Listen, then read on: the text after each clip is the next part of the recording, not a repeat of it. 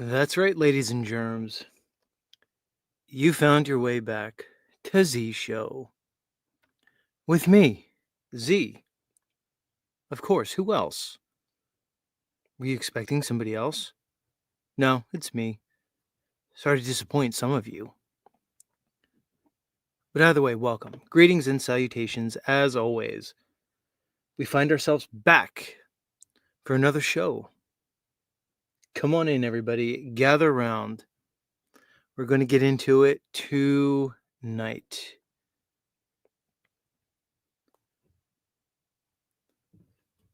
Yeah, somebody said, Z, looks like Witsit dismissed the upward vector again. Another hand wave dismissal. Yeah, I saw that. Who said that? David? We're going to get into that tonight. Actually, we're going to cover it. You guys see the title. A Flerf Confederacy of Dunces. And dunces all around. They surely were. And that's what we're going to cover tonight. And other stuff. You guys know how we do it by now. We're not a one-trick pony. Frankly, I'm getting a bit tired of this topic. I'm not completely tired. I mean, I'm not done yet. But I don't know how much longer I can talk about these morons. I mean, I know they keep giving me seemingly endless amounts of topics. They won't stop with their buffoonery and their shillery. So we'll proceed forward. But we're not going to talk about them forever. How could we not at this point? My longtime listeners know I've been on this from the beginning. Can't stop now. Hell, we're getting to the climax. We're getting to the climactic moment. Yes, as if we haven't reached it yet. As if Jaren's insane globe flip wasn't climactic enough. Just in case Robbie Davidson's completely moronic switch back to the heliocentric model wasn't insane enough. Just in case Patricia Steer doing a heel turn and going to the globe wasn't insane enough. I'm sure it's going to get more crazy. I put Witsit's percentage of a globe flip at 15. That's basically 6-1 odds, everybody. 6-1. Who's going to take those? Some of you globies should take that bet. It's a big payoff. 6-1 odds on the Witsit globe flip. I don't think he's there yet, but just look in his eyes, everybody. The eyes tell you everything. Witsit's got dead eyes. But we'll get into Witsit later. It's not all going to be about Witsit, but yes, he was prominently featured on the Confederacy of Flerf Dunces that we witnessed on the Kingdom in Context channel, hosted by one Mr. Sean somebody. I want to say Sean Griffith, but I might just be making up his last name. But anyway, that Sean seems like a nice guy, but I can tell that wasn't Sean's panel. That was a Dave Weiss panel. And for anybody who doesn't know what I'm talking about, that's going to be the main event tonight. So don't worry, you're going to be filled in. So anyway, where was I? I don't want to jump the gun on the show, but we're definitely going to get into it. I don't know about you guys, but all this has brought me to a deeper understanding, not only of this world, but of myself, really. I think it's a lesson for all of us, not to look at men and women for answers, leadership, and authority. Your expectations need to be tempered regarding men and women because we're all flawed. We have egos, we have emotions, we have base human needs. Everybody has to make deals in this world. There's compromises all around. There really are no truths outside the gates of Eden. And although I believe that truth exists in the absolute, in the ideal, well, while we can pursue that ideal truth, living it, embodying it, is probably a fruitless endeavor here in this materialistic realm. This is the weird juxtaposition that we find ourselves in. And whatever this earthly reality is, this plane of existence, I and others like me really believe that we exist on multiple dimensions, multiple levels of reality, that we exist in the spiritual, the conscious, the mental, the astral, and the etheric realms, above and beyond this physical dimension. This physical dimension is probably a very low frequency vibration along the entire electromagnetic spectrum that we can call this reality. We're simply perceiving this fleshly world. Why should we relegate ourselves to it? That's what this world wants. That's what the controllers of this world wants. Likely the creator of this world, the one that they have all of you worshiping. Maybe not you listening to me, but the proverbial you. The three major religions are all worshiping this creator deity. Who made this deity be indeed? We want to believe this is God's green earth and that this creator God is benevolent, all loving. I don't know. Maybe we should look a little deeper. Maybe we should look beyond the indoctrination, beyond the propaganda, beyond the conditioning. I don't know about you guys, but when I see a ubiquitous religion being presented throughout all the major races, countries, ethnicities, and cultures, I start to question it. I question a lot of things that the government gives me. I realize that people have interests. Those interests don't always align with our own. And many people are in a position to control and dominate to their own aggrandizement. And we see it here on YouTube with these FE gatekeepers.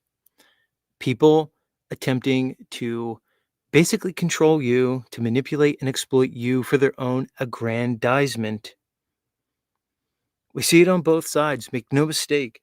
What you're witnessing now in this so-called community is a classic dialectic, a total false binary, false dichotomy. You have a bunch of people that are going to tell you what this world is on either side, and really none of them know what they're talking about because all of their claims, no matter if it's globe or this flat earth model, can be substantiated. None of their claims are substantial.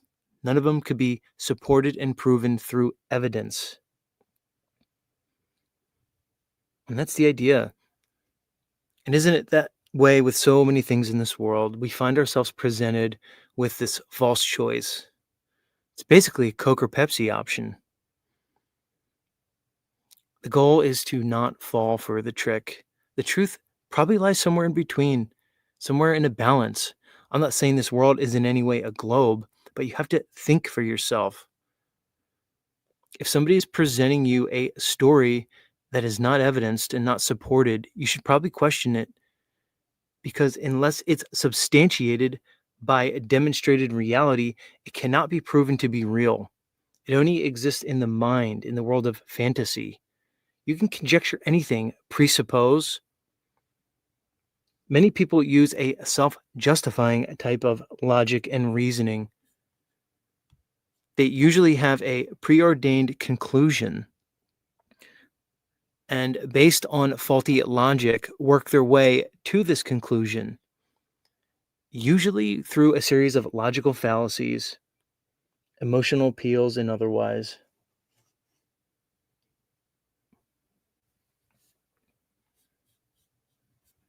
Let's see what you guys are saying in the chat. See if I'm missing anything.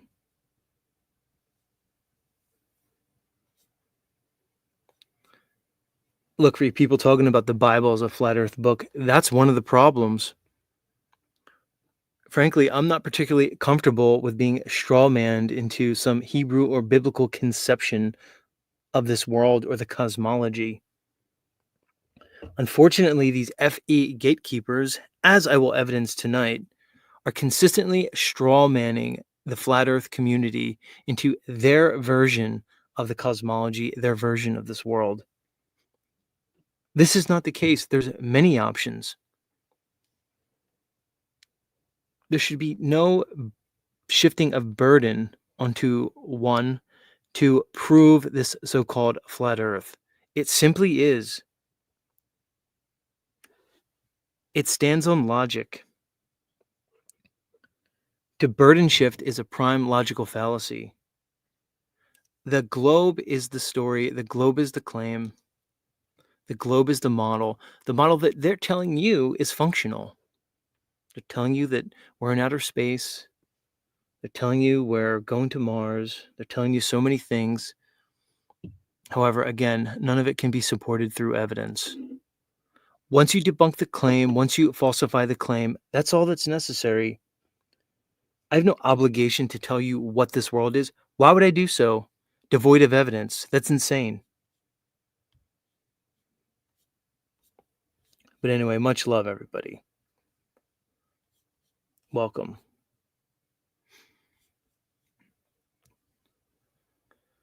We might as well get into the show because I got a long one tonight. We're definitely going to get into it. And all your favorite FE gatekeeping characters are going to be presented. We'll have a visit from Karen B., Mark Sargent, Austin Whitsitt, David Weiss, and others.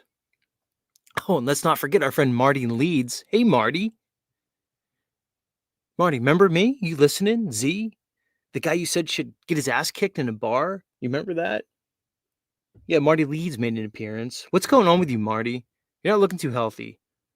I mean, I don't really want to get into one's physical appearance, but it kind of speaks for itself.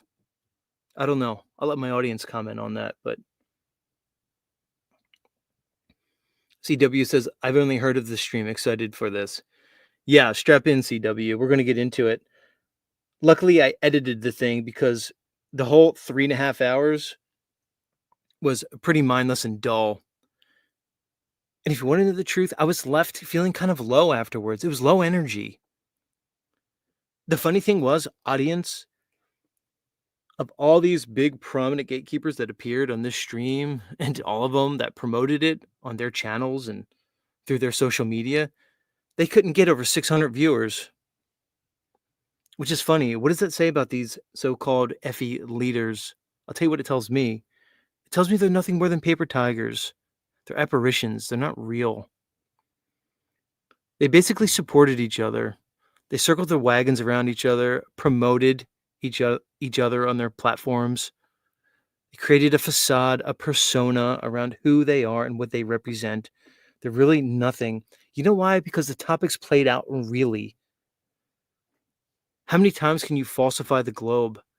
It's not even complicated. It's simple. A third grader can see this. Hell, a first grader can see this. It's not about the information. It's about breaking the cognitive dissonance and the confirmation bias of those that have been conditioned and propagandized into accepting and supporting this heliocentric model. That's all it is.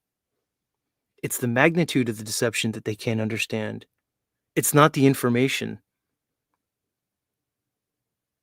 The model that they present through their pseudoscience is debunked easily. Last night, I saw Venus shining very brightly in the sky. 2.5 hours after sundown, Venus was still shining in the sky at about a 20-degree elevation angle, and it stayed up there longer. I just went inside because it was a little chilly. It was nowhere close to the horizon. It had been dark for hours. How do you make that work on their model when Venus is the second planet from the sun and we're the third? Try to make that make sense. You can't. Right there. You just need one thing to debunk the model and falsify it. That's what a black swan is. If somebody tells you that all swans are white, you just have to show them one black swan to disprove the claim. If somebody tells you that we're orbiting the sun and we're the third planet and Venus is the second orbiting planet around the sun, and I could see it 3 hours after dark, high in the sky, right there, the claim is falsified, straight up. I can talk about that one thing for the rest of my life and nothing else, and I'll still destroy the globe. It basically comes down to what I'm saying consistently. The model they presented is physically impossible. So therefore, it cannot exist outside of one's mind, outside of one's concept of a thing. That's the problem with these FE gatekeepers. And again, we'll go down them one by one. You guys put all your eggs in this basket. You're the proverbial one-trick ponies that I keep talking about. You have nowhere else to go. You've spun yourself into some, I don't know, weird little, again, confederation. And now look what you did. You propagated a model. You pushed a model. You financially gained off of this model. And now here you are, compelled to support it, compelled to lie to maintain your financial gains.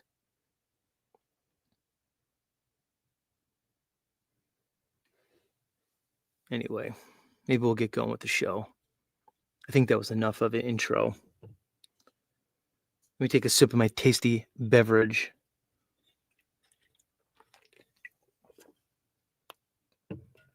Very nice.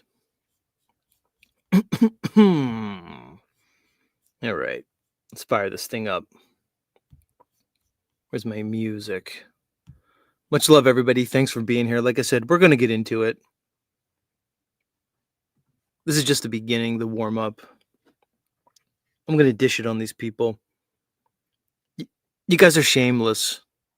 And I know some of you are listening to me, and I know many of you do listen to me, because my listeners are going to find out tonight how many of my talking points were brought up by these FE gatekeepers as they sat there like the shills that they are and presented all my thoughts as if they were their own, as if they were speaking it the whole time. None of you stepped up. All of you kept your mouth shut until this thing happened. My audience knows the truth. They know. And other people are going to know, because it's not going to be forgotten. I'm not going to forget it, and they're not going to forget it. All right, let's get this thing going. I'm getting fired up. Where's my camera? Like I said, much love, everybody. Camera on. Greetings. Official opening right now.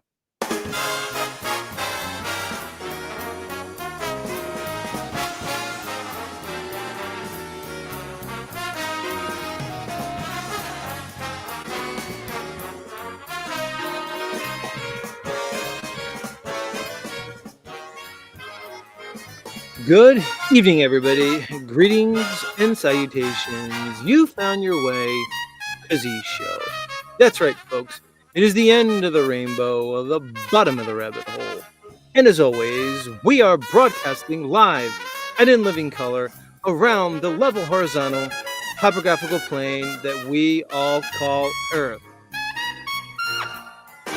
As mentioned, folks, we are in for a stupendous evening tonight as we're going to explore this, what I'm calling Confederacy of Dunces, regarding the FE gatekeepers, as they all collected the other day and went on and on about a bunch of bullshit. They promoted models.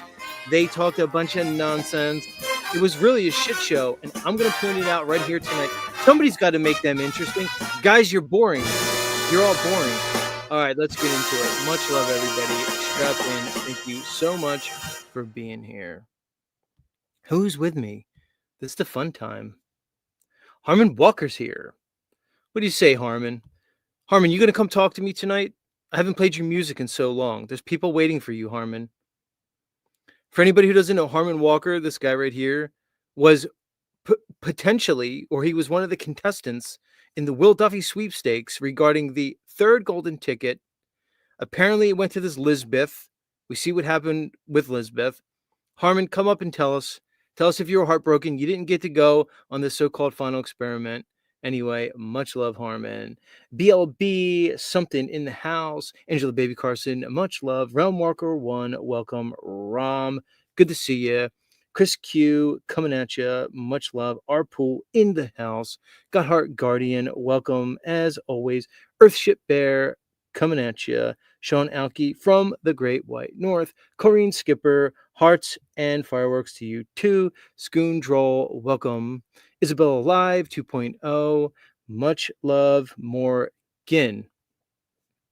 Who else? Beyond Belief, good to see you again, representing the upward vector.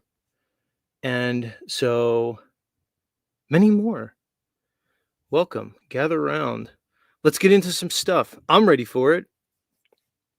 I'm always ready for it. I was born ready for it. Like I said to you, FE Gatekeepers, the worst day of your life is when I decided to come on YouTube and open my big, fat Guido South Jersey Italian trap on all your asses. There's no wonder why you never invited me on your shows. I see why you did it now. I wouldn't have done it either.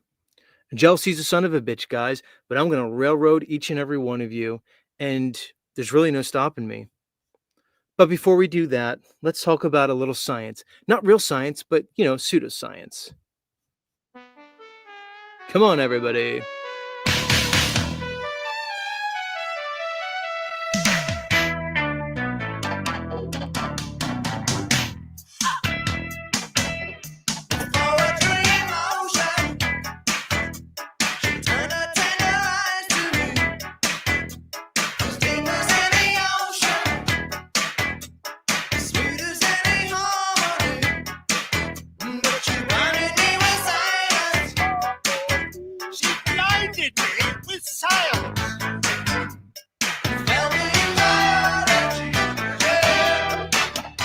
Science, everybody. Don't you love it? That's right, science.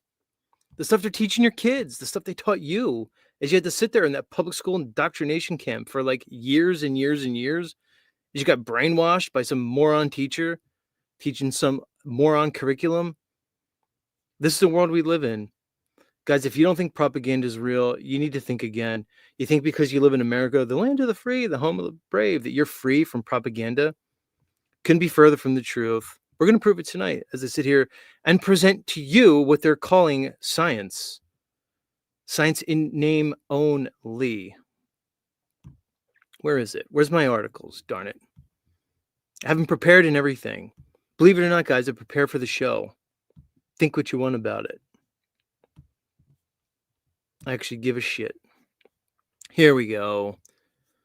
Where are we going to start? Of course, we could only start in one place. And that's from space.com. That's right, everybody. Earth shines over the moon in amazing first photos from private blue ghost lander. We're all in that picture. That's right, guys. And there it is for those of you not just listening. That's apparently the picture of our... let me get rid of this over here. There's a picture of our beautiful Earth, the blue marble from the lunar lander. That's a picture, everybody. Don't you know? It's not a rendered image. It's not some composite, some digital fakery that they put together. No, that's it. Why is it so small?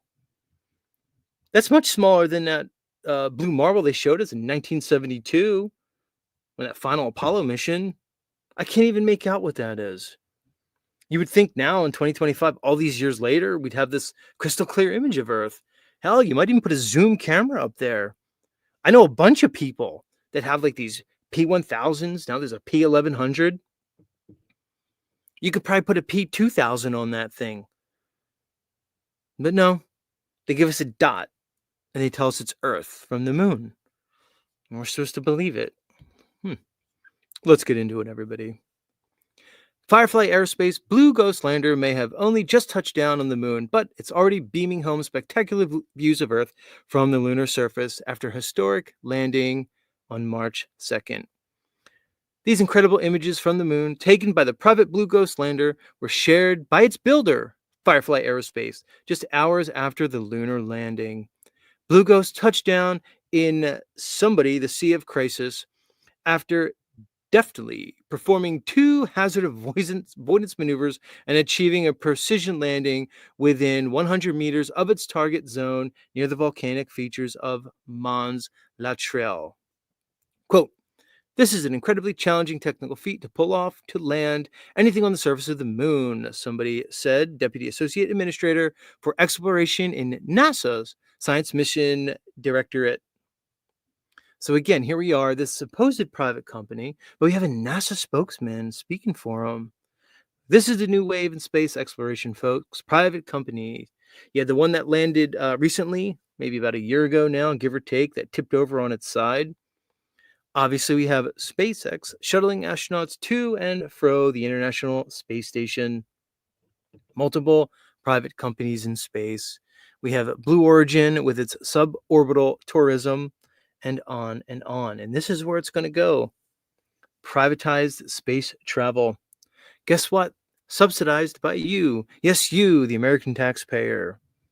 Basically, what they're doing is funneling subsidized money into these private companies. Why? Because it can't be traced, it can't be audited. Sure, there could be an argument to be made. If you want to know where your tax money goes, you should be able to audit NASA, right?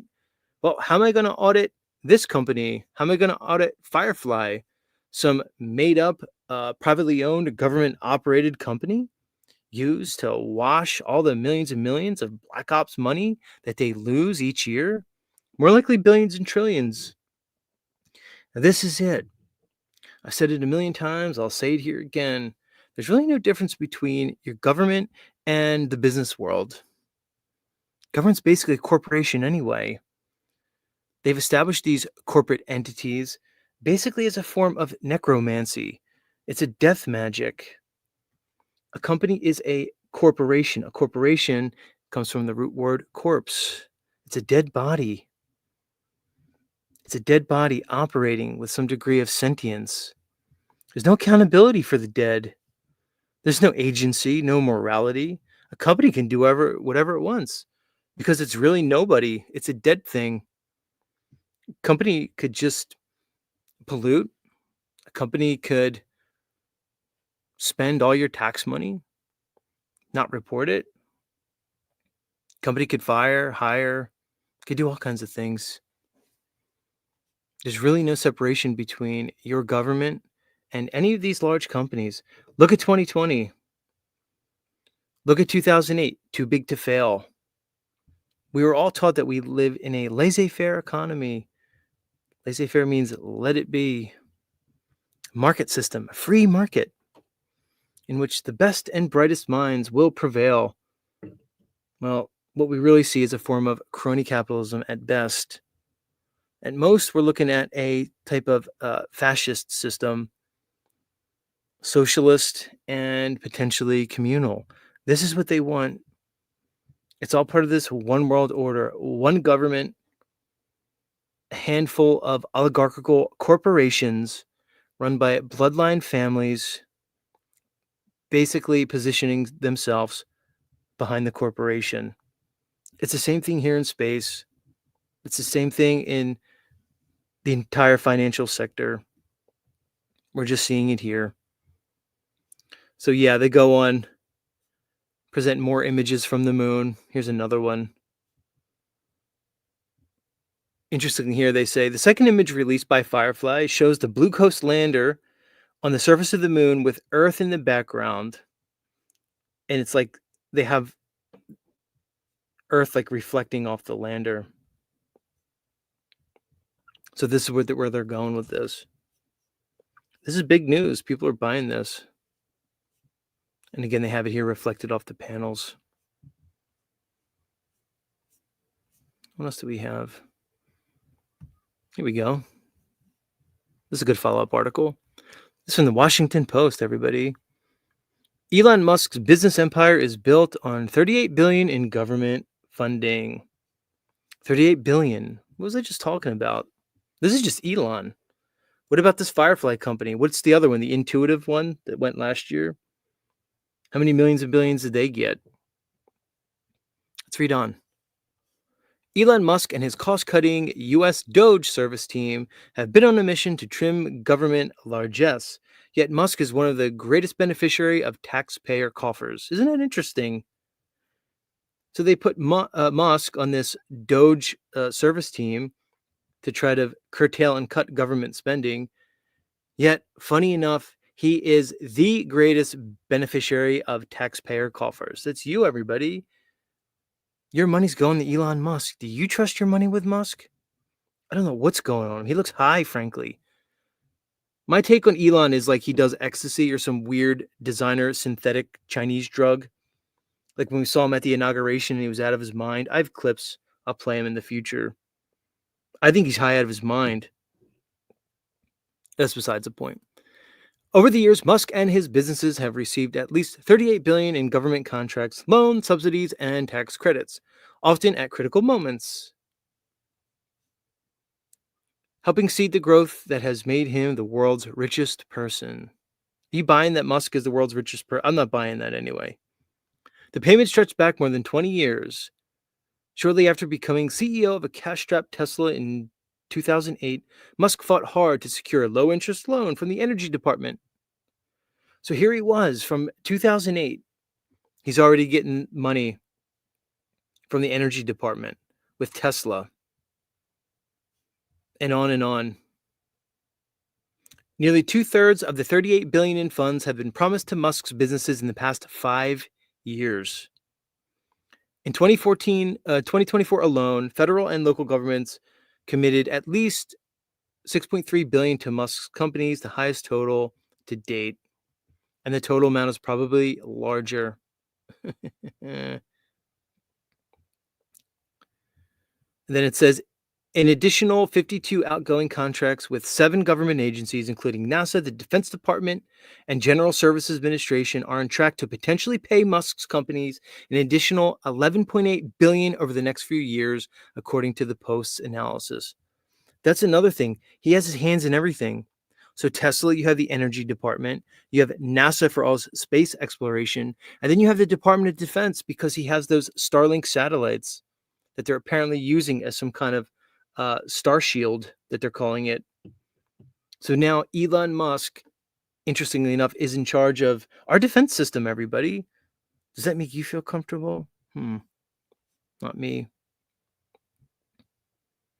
Government contracts to SpaceX from NASA and the Defense Department make up the majority of funds. Tesla has earned 11.4 billion in regulatory credits, and on and on and on. And again, this is my point about privately owned government operated businesses. Because we know that SpaceX is not completely independent. It's basically a private arm of NASA. It's NASA run. NASA telemetry, NASA guidance. I don't think Elon really does anything. He's a figurehead at this point. I don't buy any of it. So, admittedly, these private industries are being run by these governmental organizations. This is the new way of things. It's the same thing in the theater of war. We find these companies that are being paid to basically perform military operations. What's the company? Blackwater, Black something? I think it's called Blackwater. They're a huge one. We're privatizing formerly public institutions. The penitentiary system in the United States, privately funded. The line between the world of government and the world of business has been completely blurred to the point of non-existence. You cannot call it a capitalist culture anymore. Like I said, it's fascist at best.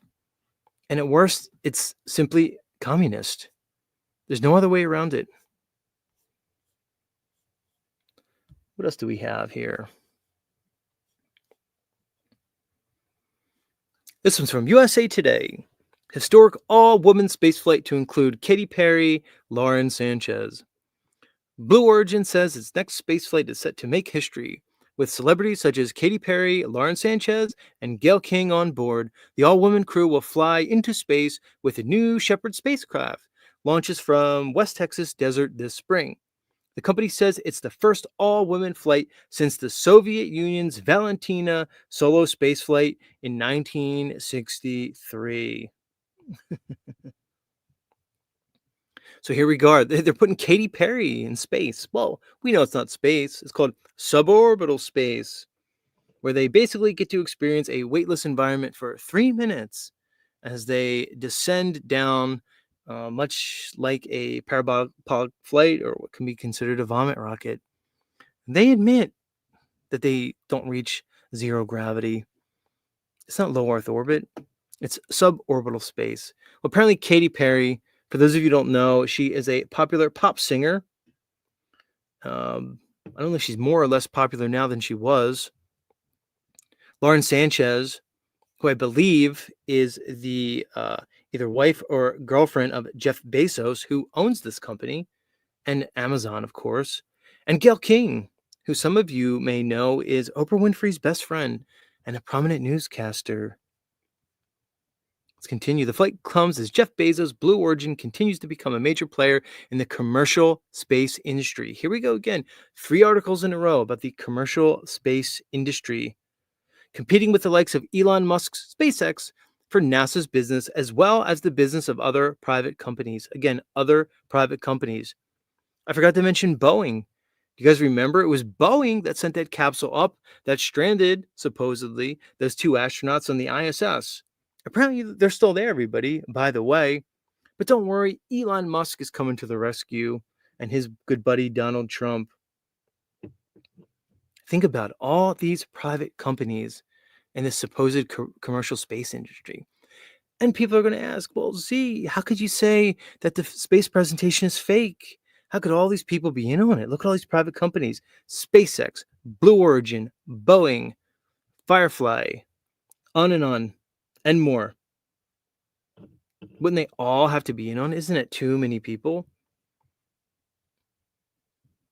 During the 11-minute journey, the crew of the New Shepard will soar past the Kármán line.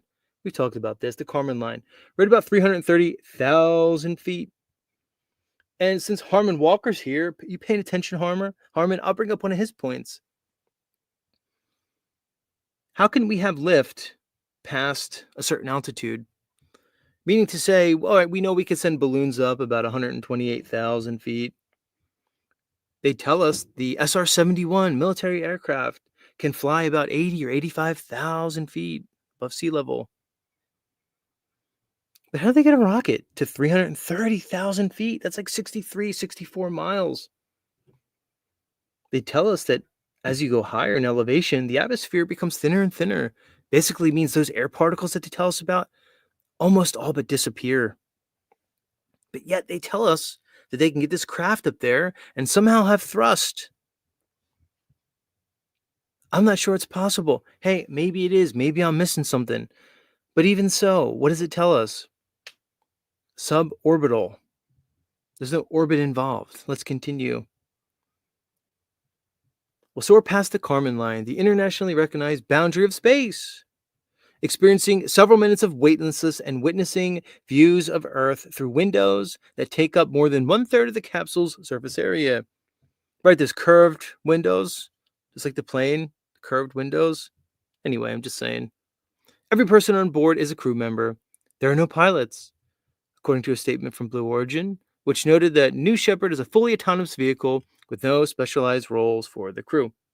So apparently this is going to be the 11th mission of this Blue Origin spacecraft, which we'll bring the picture up. You see it here.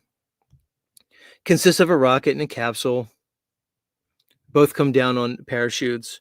They don't have those chopstick arms that Elon Musk thought of. They just have to use the good old-fashioned parachutes to recycle these things. Let's continue. This flight will undoubtedly prove to be a life-changing experience for each of us, and I'm honored to be with such an incredible group of explorers, said Sanchez, fiance of Bezos, who pulled the flight crew together. Most importantly, I'm looking forward to the all women in this crew sharing their story and inspiring future generations to dream big. And there it is, folks, inspiring future generations to dream big. Just like the Apollo program, just like Elon Musk told the world at Trump's inauguration that we need to dream about something. We need something to strive for. We need something to wake up for. Hell, don't worry about God or spirituality or any of those passe things. We have space now. That's our new religion, just like science is. Those are the things that'll keep us going. Don't worry if you're feeling down, everybody. There's a pill for that, by the way. Again, a product of industry and technology. Don't really worry about consciousness, spirituality. Don't worry about your fellow man. Don't worry about nature. We have Elon Musk and Mars to look forward to. We have Katy Perry in space. I can't wait to see Katy Perry in space. Are those fake boobs of yours going to be weightless too, Katie? Is that going to be a problem with the pressure change? You might have to look into that. Ask your doctor. Anyway, that's our science news, everybody. Much love. Where am I? Let me get back to my show. Katy Perry in space. I wonder if she'll write a song about it. She's a pretty good singer. And you guys remember that halftime show she did some years ago now, where she simulated being the whore of Babylon and like rode this like lion dragon into the stage. It was pretty crazy. They say it's a big club and you're not in it. I don't think that saying really applies for Katy Perry, because I'm pretty sure Katy Perry's in the club, and Lauren Sanchez and Gayle King, best friend of Oprah. No surprise there. I have more space stuff, but we'll save it. Maybe I'll do an outro for the space. Where is it?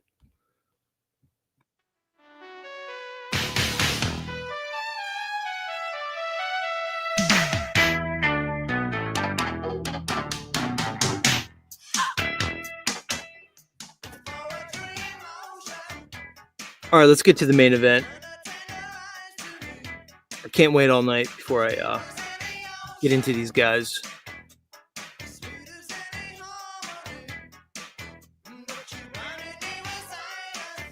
Mm. All right, here we go. This should be fun, everybody. Yeah, that's right. That's Dave's voice. All right, let me give him a proper intro.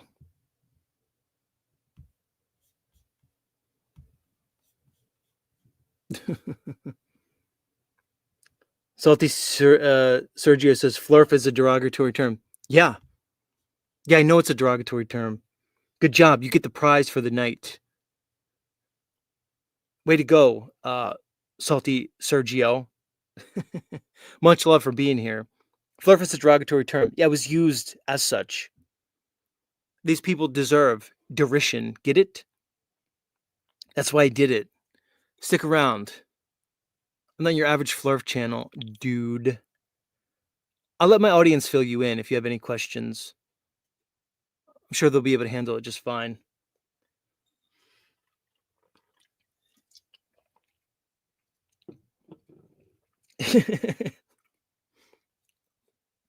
Much love, Salty Sergio. Don't worry. It's just how I razz people here in the show. It's my way. Okay, it's my way. I didn't have a lot of attention as a child. Get it? I pretty much had to fend for myself. I was basically raised by television, movies mostly. So you get what you get here, all right?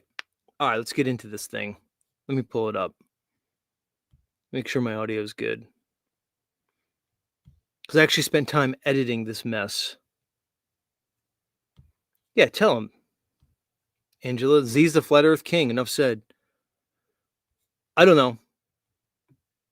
Although wearing that crown is not that much of an accomplishment, given my competition here, as will be evidenced shortly. To be the current Flat Earth King, maybe not, the most prestigious of all titles. I'm just saying. Mm. Look, we have Hank here. Hank, you gonna come talk to me? I don't have a song for you yet. Maybe I'll get a song for you after the show, Mr. Hank, and you can come talk to me. Beyond Belief says Shill's a Zoom meeting. I just called it Dum Dums on a Panel. You can call it what you want. All right, so let me give this segment a proper intro. So, as many of you know, many of your prominent FE gatekeepers had a big meeting, a panel, on one Kingdom in Context channel. That's him in the top left corner. His name's Sean. I think his name's Sean Griffith, but again, I'm not sure with the last name. But this panel seems to have been organized by none other than one Mr. Flat Earth Dave Weiss himself. Are you listening, Dave? You should have been listening to me all this time. I know a lot of these people listen to me because based on their talking points, it's obvious that they're listening to me. We're going to show it. But are you listening, Dave? I didn't see any emails. My email's right there. You guys see it scrolling across. Anybody can email me. thezeteticwarrior@gmail.com. It's not hard to get a hold of me, David. Matter of fact, you have my number, Dave. I have yours. You could have just texted me. But alas, yours truly was not invited to share space with these luminaries, these dignitaries on this panel. I and others like me were not invited. Which is interesting, fellas, because every face that I saw come up on this panel, and there were many, not just the 9 you see here, each and every one of them were completely silent up to and during this so-called final experiment. I heard none of you say anything up until this point, including you, Flat Earth Dave. Not a word, except I was here and others like me. Very few, by the way. We basically created the narrative that you all presented tonight. I didn't see any of you giving me credit. My audience knows it's not going to be forgotten by them, and they're not going to let anybody else forget. So anyway, we sat here and watched this collection of gentlemen. It was really a very pitiful experience. I felt very drained and disoriented after this whole hour and a half. So I'm going to try to spice it up for you guys, at least make it interesting. And I'll certainly give my commentary. But they collected here as, I don't know, some show of solidarity amidst the goings on in the so-called FE community. Let's get into it without further ado. Much love, everybody. I'm going to have to speed this up. I'm going to have to. Where is it? I'm going to go 1.5. I can't listen to these idiots on normal speed. There's no way. Much love. Many of us said, if the sun circles, that means the earth is a globe. Well, we were wrong. I mean, that was a statement before. I made that statement in 2015, 16, where I thought the sun was a physical, there we go. The sun was a physical object in the sky, and I no longer believe that. And I asked. Right. So, Dave, you said that the sun circles, it's a globe. You said many, but I knew you said it. I don't know how many people said it. Maybe people who listen to you, who follow you. I never said anything so stupid. I know a lot of people who never said anything so moronic and dumb. But you said it, okay, we could all make mistakes. But you kept saying it, Dave. You said it up until the time they went. You're still saying it, basically. You said the whole thing was going to be a David Copperfield magic show. And then once Jaron and Austin got back, you said it was a plasma laser sun that increases the temperature in Antarctica 40 degrees whenever they fire it up. And they somehow synced it up with the real sun, and nobody would know. And that poor Austin and Jaron were just unwitting dupes in this little charade. So as you sit here and say that you don't believe in a physical sun, why do you cling so hard to these baseless claims that you're making about this trip? Dave, the reality is you pushed a disproven, falsified model of the flat Earth for years. You're still pushing it. We're watching your insane app behind you, your app that, by the way, is compromised, doxes the personal information of every single person who signed up for it. Have you changed it, Dave? Have you gone into the app and corrected it? Have you apologized? Have you refunded any money? I don't think so, Dave. I asked a group of people, can you make up a theory for a flat Earth sun that is crazier than the heliocentric one? And so far, no one's been able to do it. Yeah, and I think Ian, to jump on top of that, like nothing has really changed for me because scripture hasn't changed, which is what my flat Earth journey was like very much based upon. And so it even like really kept me from even following the TFE stuff very much because I just wasn't that interested in it because I knew that what was written down wasn't going to change. Now I'm fully. All right, so the guy speaking, his name's Matt Long. That's David's partner. They used to do a podcast together. I forget what it's called. Some of you may know. So nothing changed for him because the Bible, everybody, well, the Bible just says what the world is. So don't worry about practical physics. Don't worry about demonstrable reality, practical demonstration. Don't worry about that. It's the Bible. So we're still going to cling to the Hebrew cosmology of the circling sun and the monopole. We're going to disregard perspective. We're going to disregard all observation. And you're just going to stick with the Bible, Matt. Interesting logic you're using there. I got it too fast. I got to adjust the playback speed here. Bear with me. I'm fully following it because it's like the most exciting, dramatic thing that I've seen in a while. It's actually been fun to watch. So, but yeah, I think. Yeah, fun to watch, Matt. That's what you did the whole time. But you're talking now. Now that all the talking points have been laid out, now that the conversation's basically over and the dust settled, your dumb ass is going to come out and put your stupid face on this panel with all these other idiots and say, oh, you're enjoying the drama. You have no skin in the game, Matt. You're going to stick by your Hebrew cosmology. You're going to continue with those talking points. You got the guy next to you with a Gleason's model behind him, Dave with his app, on and on. You got Joe Hanvey with another Gleason's model. You guys aren't going to give it up, your Gleason's map. I'm not saying that the AE map is right or wrong. That's not the point.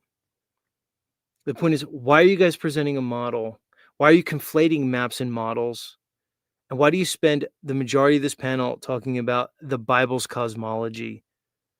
This is the answer? This is the answer you're going to give Jaron? You're just giving Jaron endless content because you're all going to sit up here and lie. You're all going to deny observation. You're playing into Will Duffy's hand. You're playing into the false binary presented by these people. You really know better than them. I think the Bible is still a flat Earth book, and it will always be a flat Earth book, and that's what I ground my truth in. So my world has not really been shaken. It definitely hasn't. Really, Matt? Why don't you ground your truth in the actual reality that we exist in? The physical reality that could be demonstrated. So you're going to sit there and cling to the 66 books of the canonical Bible that were presented to you and filtered through the Roman Catholic Church and then the King of England through the King James Bible. I wonder, Matt, what other scriptures are you reading? You're just going to accept everything that's told to you basically by the government? The Church of Rome, which was the Roman Empire that never fell? And then the English Empire? Do you just love empires? Do you love monarchy? Do you love authority? You're just going to accept the religion that was given to you and tell me that as long as you follow the Bible and the cosmology presented, that's all that matters? This is how you're going to raise your children? You're a clown. It hasn't been moved, that's for sure. And when you have to look up to figure out what this is and what the floor is, there's a problem there. And I honestly think this. I honestly look at it this way. A lot of people that are in flat Earth didn't know about the Southern Star Trails. They didn't know. They had no idea about the Southern Cross. They had no idea that there are certain things that happen in the sky. Really? They didn't know about the Southern Cross and the Southern Star? Why? Why? The observations were there for everybody. Could it be that a bunch of gatekeepers dominated the algorithms, circled their wagons, and then gave you a long debunked model? A model where they ignored the southern skies, the Southern Cross, the circum-southern pole star trails? Interesting. Why would we not know those things? They're well known. They're well known to those who exist in the far south regions of this earth. What was there to hide? Why did you guys protect a monopole model with the circling celestials as you ignored perspective, as you ignored solar observations, especially when it's presented to you guys over and over and over again? On the other side of the Tropic of Cancer, that this was mind-blowing to them, that they had never seen anything like it. And no matter what, I can't understand, me personally, I can't understand how that, looking at that, takes away what we've already discovered here. Right. And that's something that a lot of people have ignored. Let me just jump in on that. You know, the motions of the stars can be modeled. Joe Hanvey's model, if Joe Hanvey's model was 100% accurate, that's still just a theory. If we want to talk about special pleading fundamentally from the start, who has a better model than we do? We have a container. So Containers, models, they can't stop. Dave, you can't stop talking about models. Whoever's talking right now, models. Not once did I hear anybody in this panel say the heliocentric model is impossible. We really are under no burden to supply another model. I take that back. Whitsitt did say it. I will say Whitsitt was probably the most coherent and intelligent member of this panel, but that's not saying much, Austin. But this fixation with models, this compulsion to define the world that really is undefinable, and a model that's based on celestial observations, an intangible sky, an illusory optical sky that really presents itself as localized. we have something that holds water. We have something that holds gas pressure. And then we also have, with a container, to even have light, you need a container, a medium, and a charge. So we have the container right from the start that gives. Really? Because you say so? So we have the container? Can you prove the container? Can you substantiate this container when you make this claim, Joe? Gives us what holds water, what allows for gas pressure, what allows for light to even exist. The globe doesn't have that. So fundamentally, from the start, foundationally, our model's better. And they can. Our model is better. Our model. Who's our? Is it the 10 people on panel? No Despair Bear. Is that your model? I mean, Run Boston Bear. Boston Bear, is that your model? It's not my model. So why is our model better? Why is our theory better? Unevidenced, unsubstantiated. You see the problem with this? Here's the issue. As you guys all cling to those 66 scriptures in the Bible that they presented to you, you all evidence one fundamental fact and commonality. You are uncomfortable with uncertainty. You want somebody to tell you who God is. You want somebody to tell you what this world is and who you are. It's the epitome of cowardice. It lacks courage in so many ways. This is a panel of weak individuals, weak men, feckless. Thus the Confederation. None of you can stand on your own. That's why we're watching you here in a Confederacy of kick and Dunces. scream and deny that all they want, but that's all they're doing is they're denying it. Before this so-called final experiment, we had real challenges in the flat Earth community. One of the biggest was the star trails in the southern hemisphere. I don't know if you guys remember that debate. We spent years figuring it out, and eventually we did. Oh, you did? You figured out the star trails in the southern hemisphere? I guess you're the guy, Dr. Zach, who cracked the code? I don't know. Were you like Enoch? Did you get taken up into the heavens? Did God personally give you a tour of the firmament that you claim exists based on no evidence? So you figured out the southern star trails? Let's hear more, please. By factoring in atmospheric effects, something the globe model totally ignores. And guess what? These same ex-flat earthers stayed solid. They fought for flat Earth. You know, they didn't flip. But now, suddenly, they see the 24-hour sun, and that's it. That's what broke them. I mean, come on. Are you kidding me? This whole thing is nonsense. The 24-hour sun is just another version of the same problem we already solved the sun, the stars, sunrise, sunset. It's all connected. So why is this suddenly an issue? The 24-hour sun was never an issue for the flat Earth model. We know that. It was just something we needed to confirm because we couldn't find any real footage of it. Remember that? That's it. That's why they kept it hidden. That's why they gave us weird edited versions of it and everything else. Exactly. Yeah. But if you look back, was it Zetetic Astronomy? They mentioned it there. So exactly. It's not like it's something new. This has been out there. Oh, they did? They mentioned the 24-hour sun in Zetetic Astronomy? Hey, Rick Hummer, did you have that talking point before the final experiment? Or is this something that came across your desk, afterwards? After I sat here for months and months and months and read it to my audience ad nauseum. So as you sit here and talk about Zetetic Astronomy and Lady Blount and Albert Smith, and how the 24-hour sun was recognized over 120 years ago, as you mention it likely for the first time, Rick, I've been presenting this for months and months, long time prior to the so-called final experiment. But go ahead, Rick. Don't worry about it. It's all yours. Out there for a very long time. It shouldn't be shocking news that anybody's actually taken this with the method into their brain and looked this stuff up and understood it. I think that's the issue.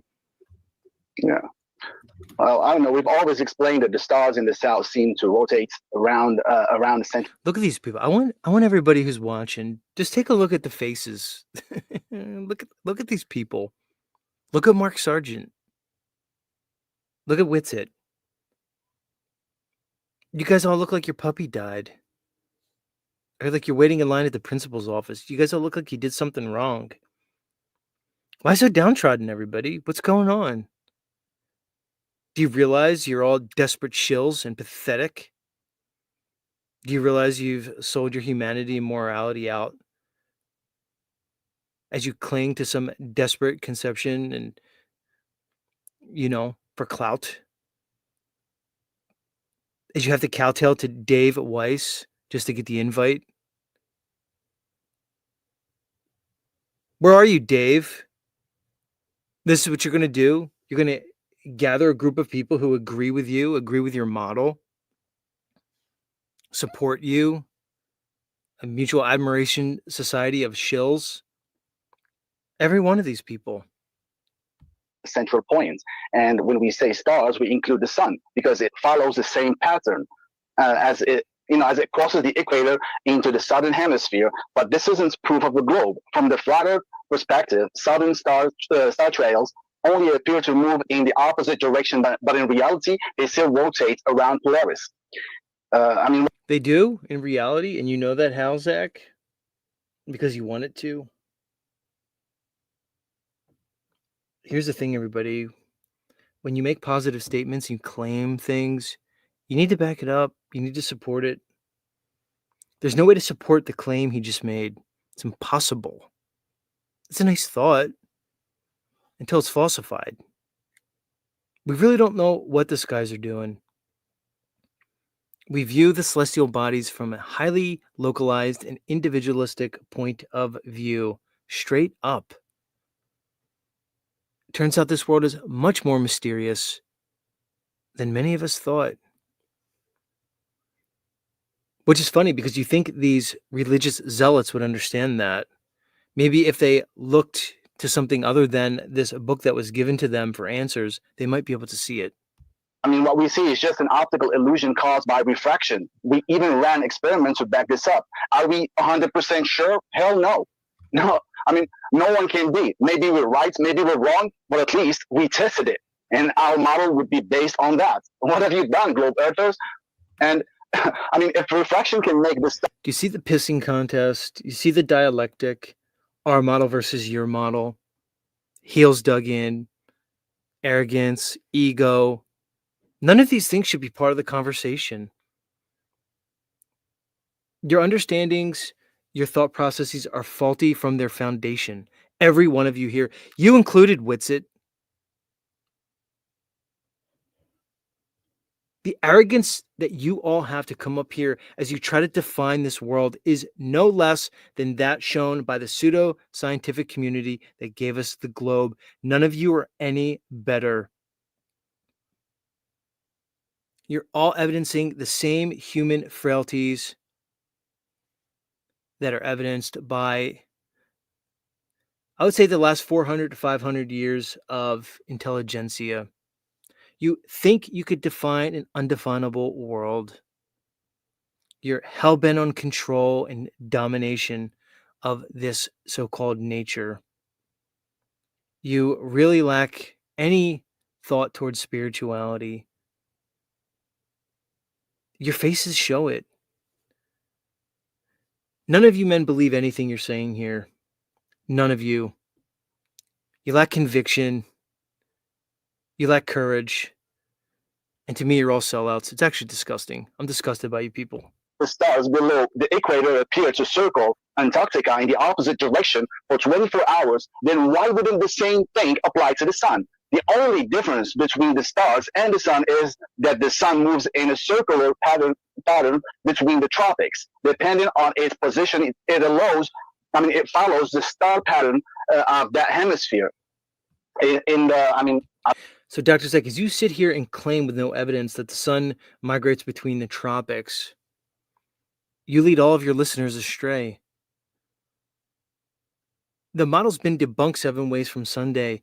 We didn't need these guys to go down there. I've been showing you guys the solar observations for months and months. If that's true, Dr. Zach, then how come those south of the Tropic of Cancer watch the sunrise and the sunset in a southerly direction? Whitsitt admits it during this panel. He talks about it. He witnessed it himself from Punta Arenas, the southern tip of South America. Now, you could try to explain it to me, talk about perspective and dome refraction, give me more theories. But your claim of a sun migrating between the Tropic of Cancer and Capricorn simply doesn't hold up. It's a good idea, yet might be true, but you can't prove it. You claim it as fact. You're playing into the false binary that the Globies want you to play into. You're no better than them. I don't know how you guys don't see this. You obviously have skin in the game, an agenda.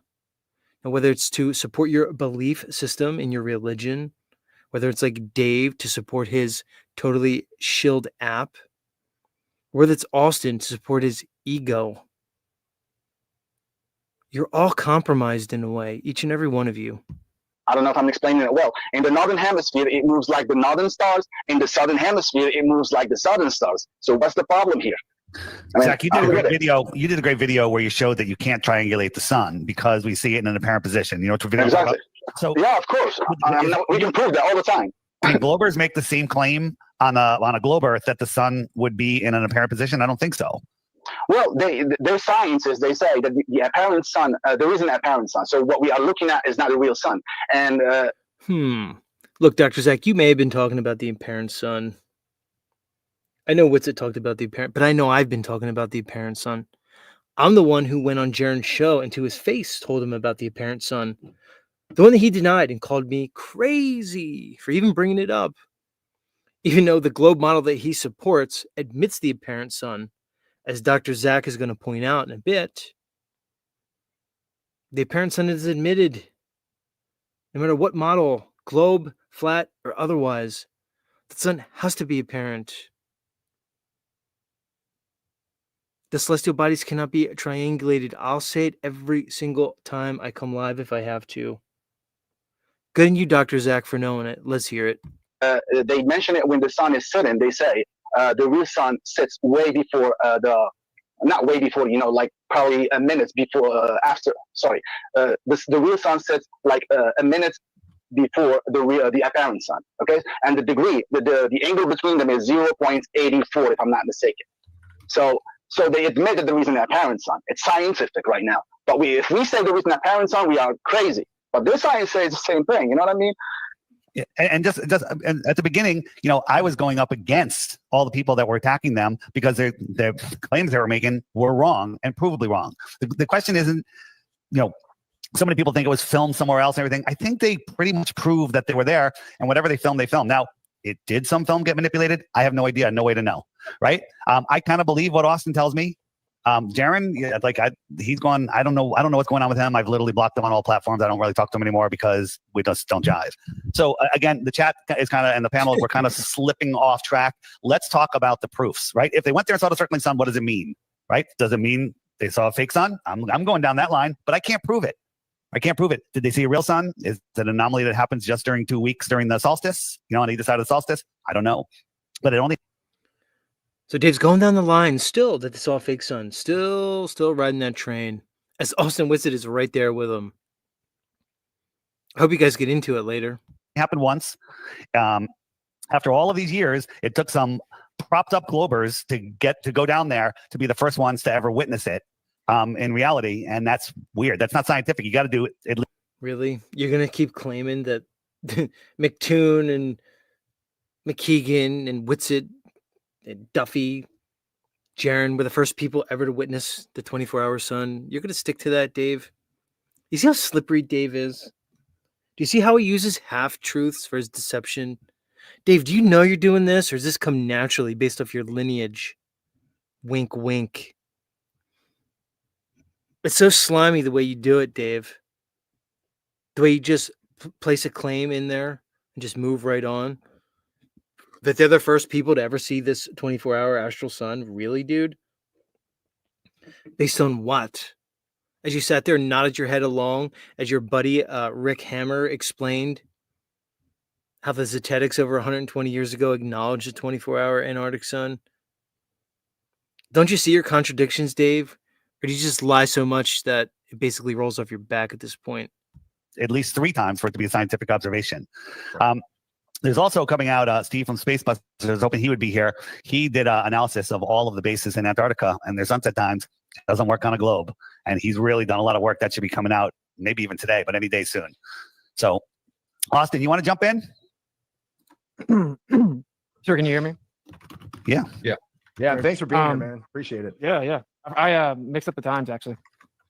But yeah, I kind of Austin mixed up the times. Again, Austin, don't let me go in on you. What's going on with you, dude? You mixed up the time. You almost missed this illustrious panel, this panel of dignitaries, seers, and executives and soothsayers. You almost missed this, Austin. I'm going to ask the question again. What's going on with you? You just roll out of bed and jump on panel? You're obviously the guest of honor. You're the guy who went to Antarctica on the panel. What's wrong with you? kind of agree with the general sentiment that Alex and Andy Marble was saying. I've tried to actually talk to Jaron about this a few times, like even before we got back to the States. I don't know. It just seems really irrational to me to like, I don't know. I just don't get it. I don't know what's going on, but like to pick the one observation of the sun and throw everything else out is super weird. And I don't get it. And I tried to talk to him about it a few times. Super weird and irrational. That's the superlatives you're going to use to describe Jaron. Super weird and irrational. Not compromised, not paid. You actually come out and say that you know he wasn't paid because you're such good friends with him. He can never trick you. When Jaron is doing something that nobody would ever do in history, like literally overnight, turn to the globe and start trashing the same flat earth community that supported him for years and years. You're just going to sit here and make these claims that it's weird and illogical? Are you kidding me? So that's my position, obviously, is that singular observation doesn't somehow negate all the like hundreds or thousands pieces of physical evidence that like falsify the alleged curvature of Earth. So that part's really perplexing, right? Because I go to him and he'll say like, this doesn't, basically his argument is I can't explain this on an AE model. That's the only model I think could work. So it has to be a globe. I'm like, okay, so if we flip it around, you're like, okay, look, we just looked at an actual position of a mountain in relation to the celestial position of a star, and that actual relative angle would require that the mountain is in its actual position. It verifies it, would according to the globe metrics, that mountain shouldn't be visible unless it's wrapped up. So it'd have to be the parent location. So like literally falsifies the globe. And it's been repeated back to back to back times. Same thing happened. See, no, I don't know. Did anybody understand what Austin just said? Maybe I zoned out because I'm completely fixated with his behaviors and his affect. I venture to say nobody knows what Austin just said. Call me ignorant. How's this, Austin? The globe's impossible. Here's my issue with Witsit. Is he's spun himself into some weird like mindfuck dimension that I don't think he can get out of. He's caught up in his self, in his mind. He was propped up by this weird community. I don't know, these ether bros. They fed his ego, and now he's trying to live up to some concept, some caricature of himself. What's it? The globe's impossible. You can leave it there. You could probably start talking about other things. Just don't interview that Dr. Kelly Brogan anymore. It's insufferable. Please don't do that. You could probably move on. The globe's impossible physically. 5 talking points. Boom. Anybody who can't get past it at this point, it's their problem. They need to work on their emotional state. They need to work on their ability to comprehend logic and the world around them. You're in some weird place where you just said a bunch of nonsense that's going to go over everybody's head. Maybe you made a point there. The globe's impossible. Boom. Physically. Boom. That's it. Leave it there. It happens every single time. So it would be like me going to you, Jaron, and saying, okay, well, I can't explain this on the globe at all, so it can't be a globe. So I don't even understand the line of reasoning, where it's like I don't know. I don't get it. So I don't care about There's no line of reasoning. Jaron's either a moron or compromised, dude. There's nothing to understand. You can't understand an insane person or a duplicitous person. We don't know Jaron's motives.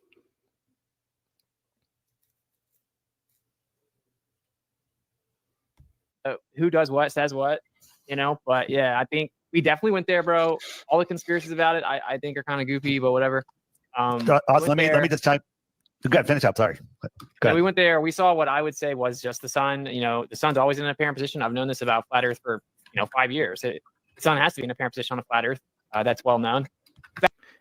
Audience, do you hear everybody? This apparent. Were any of you saying this before you went? Austin, I didn't hear you with the apparent. I've heard you say it before in the past, but I didn't hear you say it regarding this final experiment. If I remember correctly, you told Will Duffy that you'd be very surprised if you saw that 24-hour sun, and you'd have to rethink everything. You weren't expecting to see that. But you're going to sit here and say, yeah, I know the sun's apparent. I've known it for years. Rewrite history. I have it all documented on my channel. So does Nachiketa, Austin. You're not going to escape this. You said you didn't realize you were going to see that sun until you were on the plane going to Punta Arenas. You told Tim Pool that you had no expectation regarding what you would see there. But now, after your expedition is over, after the results are in, you're going to sit here and say, I always knew it was an apparent sun. No big deal. Interesting. That's another part that's super confusing. It's like, did people not know that already? Like once you get to the equator, then it starts to go in a weird direction. It's like the sun has to be in an apparent position relative to the personal observer for the Earth to be flat. That's been known for literal years. Exactly. So that's also really. Did Dave Weiss know that as he presented his model? Does that little circling sun between the tropics over Dave Weiss's left shoulder factor in anything about an apparent sun? Does his little circling clock app show that the sun rises in the southeast and sets to the southwest at areas south of the Tropic of Capricorn during their summer? Does he show that? Does he show that apparent sun? No, he doesn't. He shows a physical sun that's like literally a clock over the world. Also weird. And I don't want to get all into the arguments, but it's just odd. Apparently, Jaron didn't know that. Sorry about that. Yeah, no worries. I just want to say, if I didn't know Jaron and Austin, and I would have been jumped on. They weren't. I would have been on all of those things. But this thing was designed for me. This trip was specifically designed for me to go, and I know that I'm not in on it. So I'm like, what are they going to do? Put me on an airplane? And go, hey, by the way, we're going to the North Pole, and we're gonna do something crazy. So I knew who's playing the music. That's Marty Leeds playing the music. It's your buddy Dave. Remember Marty? Remember Marty, who you told to come after Z and Nachiketa? because you don't have the balls to do it. Yeah, that Marty. Remember Marty who said I need to get beat up because I had the audacity to challenge Witsit when he came on my show, uninvited. Interesting. Yeah, that Marty. That Marty that's such a narcissist and sociopath that he comes on a panel of 10 people, pops in and picks up a guitar and just starts playing. Yeah, that Marty. That Marty who's not really a content creator, but he's a pastor. And he doesn't have listeners, he has a congregation as he spews a bunch of nonsense online. Yeah, that Marty. That Marty that has lesions all over his body and lives in a yurt in Canada. Yeah, that Marty. That's who's playing a guitar, Dave. Someone's playing music. Is that you, Marty? Cut the crap. Okay. So that's kind of what I think anyway, I think Dave might agree with us, is a big old scam, a big old trick. No, I do not believe that is a 24-hour sun down there. I believe in big. That's because you're a dum-dum, Marty. You're a dum-dum and a shill. Because you have no idea what you're talking about. You're out of your league. You obviously lack the ability to think, use critical thought, reason, and logic. You're a complete moron. You're just going to keep telling us that it's fake. Are you going to have to go down there, Marty? Are they going to bust out that fake sun? You see, Dave Weiss set up like the ultimate narrative regarding this trip. So, yeah, there's no 24-hour sun, and Austin and Jern didn't fake it. It's just that they brought him down there, but they faked the sun in the sky. It's the ultimate getaway. Again, you're so slimy, Dave. Nice backdoor exit with that one. So that way, if anybody goes down there and sees the sun, well, of course it's down there. Oh, Dave doesn't like when you say down, by the way. It's got to be out because Dave says Antarctica's out. It can't be any other map where we have, a convention of up and down. No, to Dave, all southerly points are in a circumference around the Earth. And anywhere you go away from north turns out to be south because Dave says so, because Dave needs you to believe that, because Dave has to shill his app. Big circular suns, disc suns. I don't believe in squishy pants suns. Before this happened, before that whole trip happened, Is that you, Mark? Mark, did you wake up? Mark Sargent? Let's hear what Mark has to say. Before the trip happened, what was that, Mark? No worries at all because they weren't addressing any of our major points that have already been covered and have been bulletproof forever. Which is like, I never lost an ounce of sleep while everyone was traveling around doing all their stuff because... Right, you didn't do anything, Mark. You sat there, talked about a bunch of nonsense with Patricia Steer, your ex-girlfriend, who, by the way, is a Glober now. That's what you did, Mark. But I sat here for months, putting my ass on the line, my reputation on the line, talking about these things, creating the narrative that every single one of you men is using right now regarding this thing. And you've heard me say it on different things. It has nothing to do with all the things that built up the foundation that we've been on. It has nothing to do with physics. It has nothing to do with long distance photography. It has nothing to do with curve. And I used to say 100% of people don't get into it because of the sun. Now somebody actually wrote me. And it's like, I actually got into it because of the sun. Well, not the Antarctic sun, but the sun. So I can say almost nobody gets into this because of the sun. So if that's the case, why would I even worry about anyone getting out? Oh, why would you even worry about anyone getting out? Like your good friend Jaron. Why would you worry about him getting out? You remember when you had him on your show, Mark? And you referred to me, Nachiketa, multiple times. You and your co-host, Patricia Steer. Patricia Steer, the same Patricia Steer that's now in Globey. Yeah. You remember how you guys just gave him a bunch of fluff questions?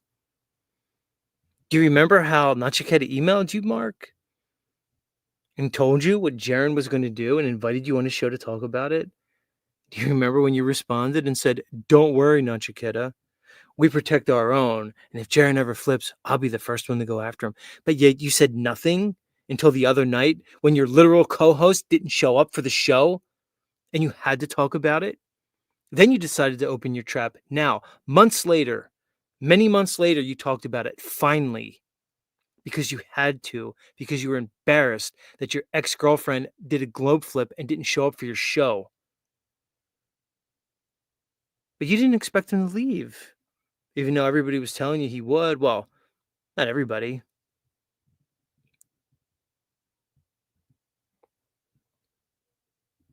There's no way to escape this, Mark Sargent.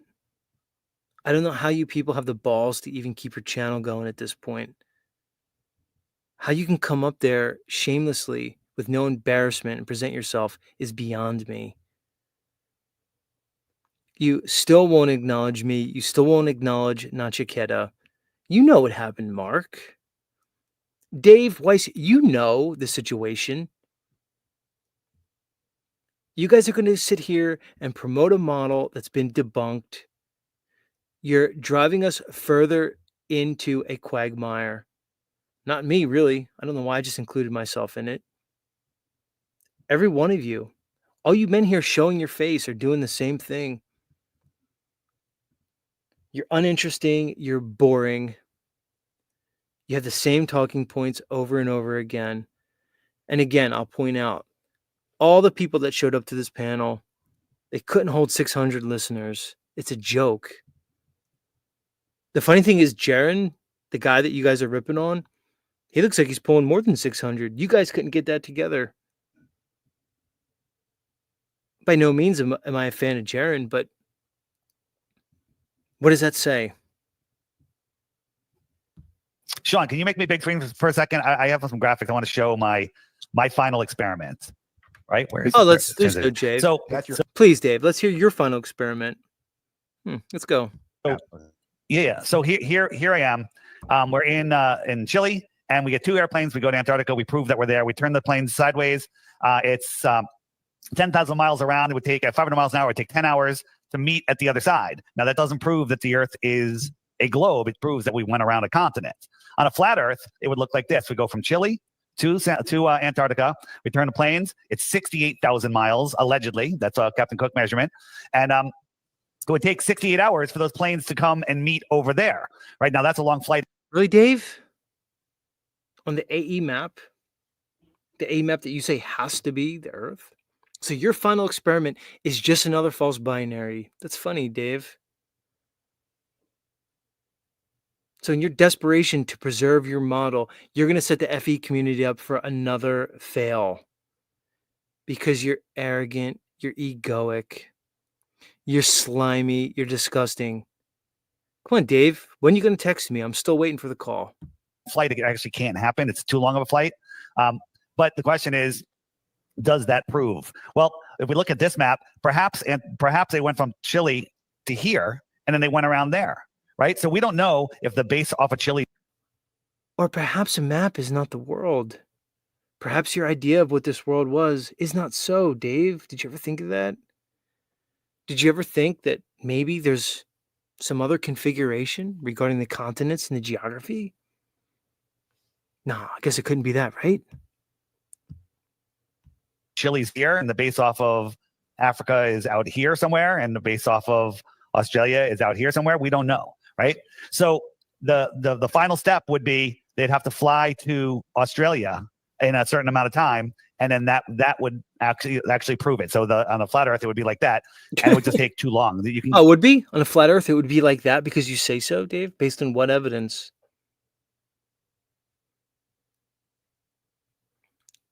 Because the AE map shows where noon is. Guys, you know the map is basically a timepiece, right?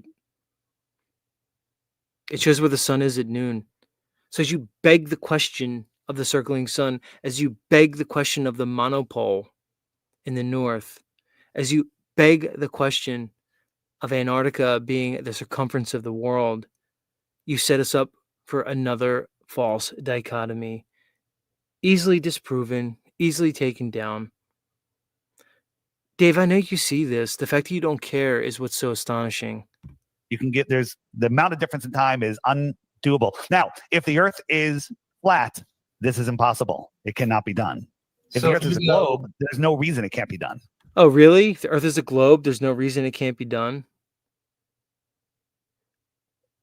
Will Duffy just cut this out, and he's going to save this for his next final experiment. I'm sure he's creating a file as all you idiots just walk into another trap. This is insane. This is literally insane. And people give you guys money. This is what you do. This is your life. You guys should be ashamed of yourselves, each and every one of you. So here's the question. So this is something that was brought up to me yesterday by somebody close to me, obviously. But the flights from Argentina over to Australia.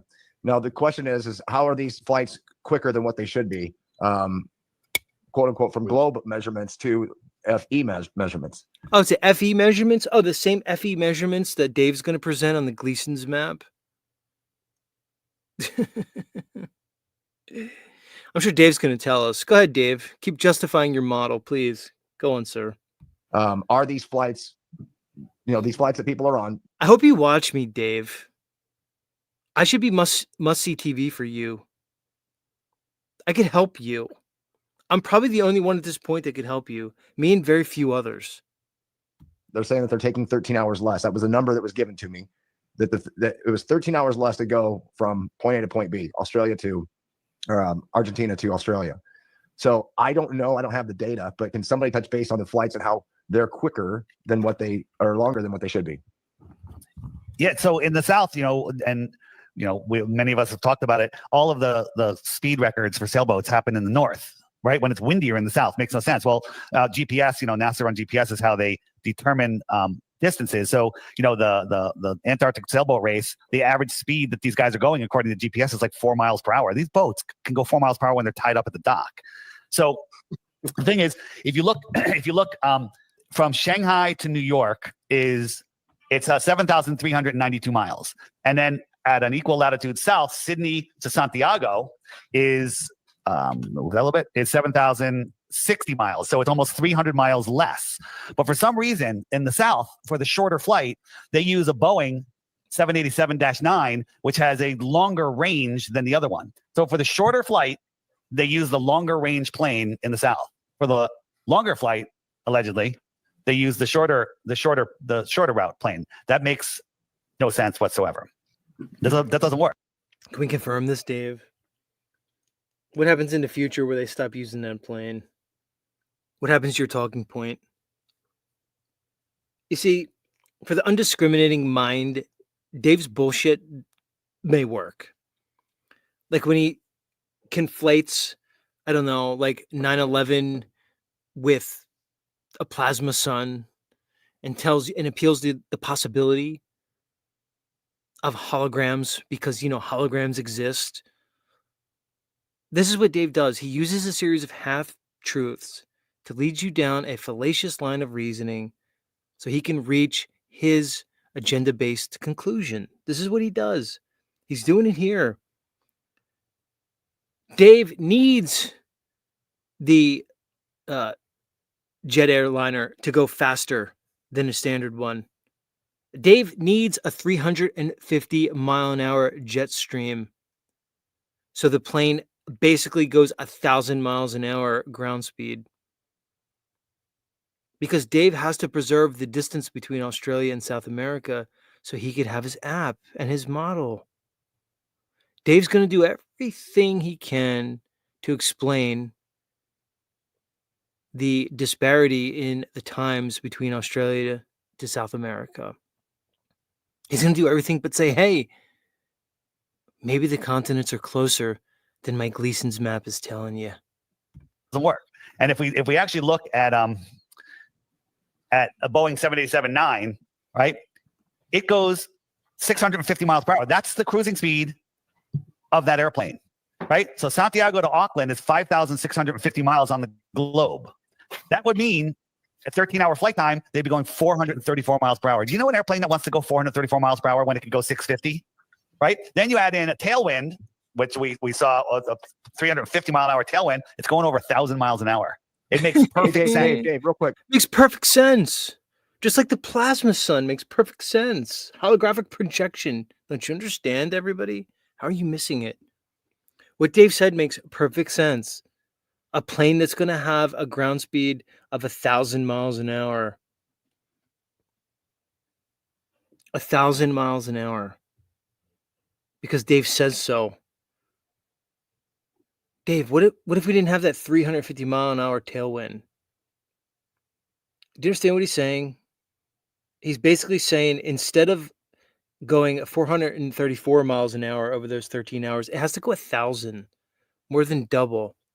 Yeah, Dave, maybe they're risking the lives of all the passengers as they fly 1,000 miles an hour total to haul everybody's ass there as fast as they can.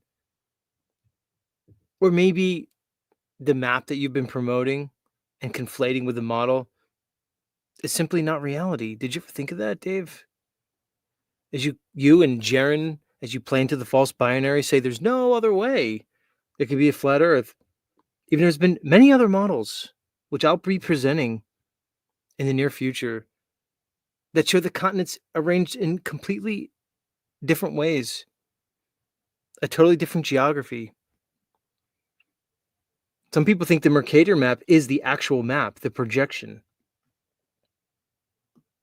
There's been many maps proposed. You think the one that shows time is the actual map. That's your problem, Dave. Quick, Dave, Yeah. Sean, can you make his screen big so everybody can see it? Oh, Sorry, he about that. didn't make it Sorry, big? Sean. Yep. Sorry. Come on, about that. Sean. It's all I know good, it's how all to say it. good. It needs to be big so that It's Dave gotta can see. see it too. Yeah, well, it's big enough here. Thank you. 77.9, so go real quick, 650 miles per hour. Santiago to Auckland, 5,650 miles on the globe, right? Flight time, 13 hours. That means it's going 434 miles an hour instead of 650. Then there's tailwinds.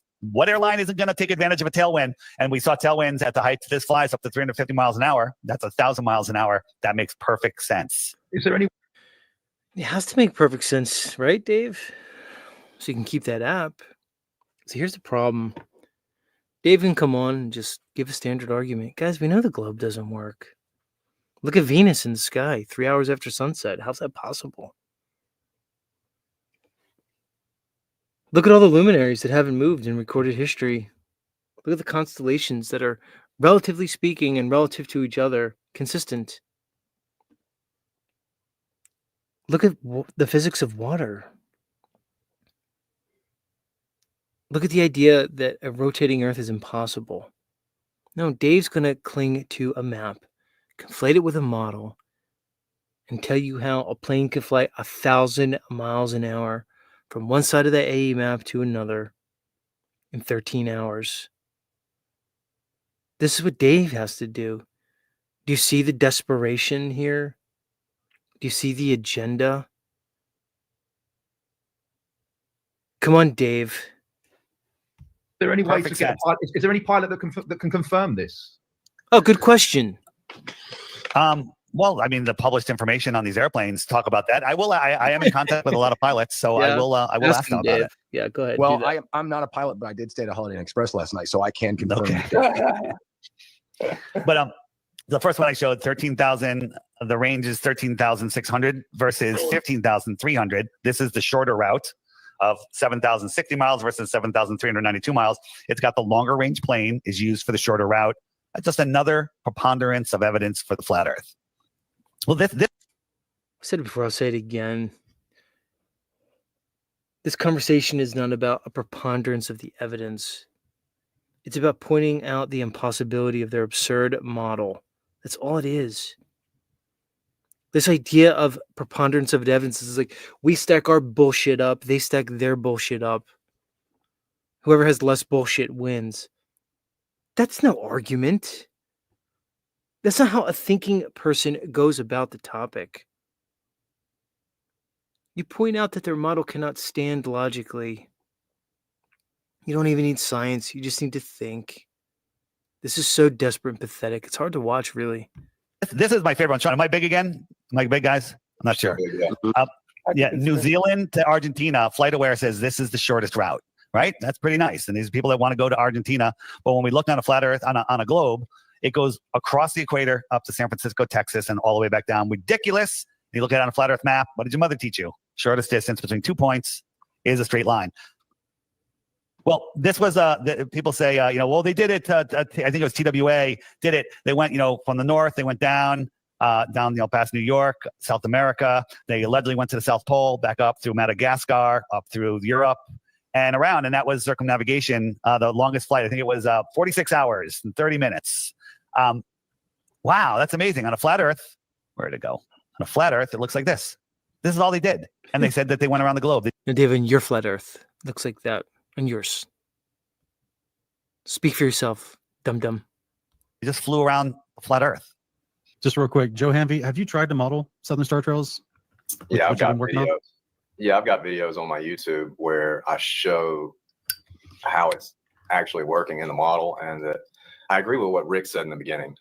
This is just from my biblical standpoint that we have a very intimate creation. And it was designed that way purposefully to be extremely intimate to every individual on this plane. And I believe that looking into the celestial heavens is just as intimate as everything else, if not more so to some degree, but that it fits everything we see when we look at scripture and what I would consider dome refraction and how the star trails are working. It's dome refraction, everybody. So now Joe Hanvey involved dome refraction. Another claim. Joe, can you substantiate the dome refraction claim that you just levied here? If you were debating somebody, would you be prepared to do so?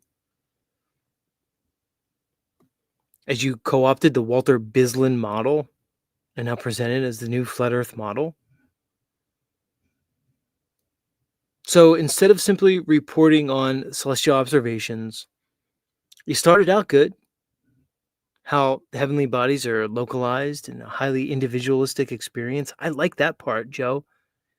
But then you had to kind of ruin it all as you invoke dome refraction. Some kind of dome physics. Go ahead, continue, please, Joe. Are working based off of the sky system described to us in scripture. Now, does that mean I'm right? No, but all I've done is show proof of concept that there are other ways this stuff can happen. And if we can show other ways that it can happen, then we can say definitely there's not only one way that it can happen, which is what they've always told us. If we have southern star trails, then we must live on a globe. If we have a southern 24-hour sun, then we must live on a globe. And that's just incorrect, and we can show that. So, but yeah, with southern star trails, in the modeling that I do, it is showing a reflection of the northern star trails. So what it does is it gives you an apparent rotation of the entire field in the southern part of the realm on the dome. Now, this larger dome isn't really, I mean, it's missing, obviously we're missing a whole lot of stuff here. We're missing different layers of atmos. We're missing temperature. We're missing, frozen conditions and then really hot conditions, humid conditions, arid conditions. I'm just going to let you guys sink yourself. You guys are sinking yourselves here. Either you don't see it or you don't care. And these are the people that Dave's going to invite on. I didn't see Nathan Oakley on this panel. Weird. I didn't see Quantum Eraser. I didn't see myself, not Chiquetta. So many people. It's weird, Dave. You like clout. You're kind of a clout chaser yourself. You like numbers and subscribers. There's a lot of big channels you didn't invite here. Likely because they don't play into your narrative. I mean, likely. The salt water, the pressurized system of the waters outside and inside, and how that's causing different pressure gradients and things like that. The stratification of not just the gaseous layers, but everything else that we see. We see everything stratified into layers, and that's just part of it. But as far as what I would say from studying dome refraction, what I would call dome refraction using different kinds of domes, the southern star trails make perfect sense. Like even if you take like this glass dome and you draw circular patterns on paper, perfect circles starting from the center and working your way outward. And then you take at the outer edge of those circles, the last circles, and you just draw arrows in one direction.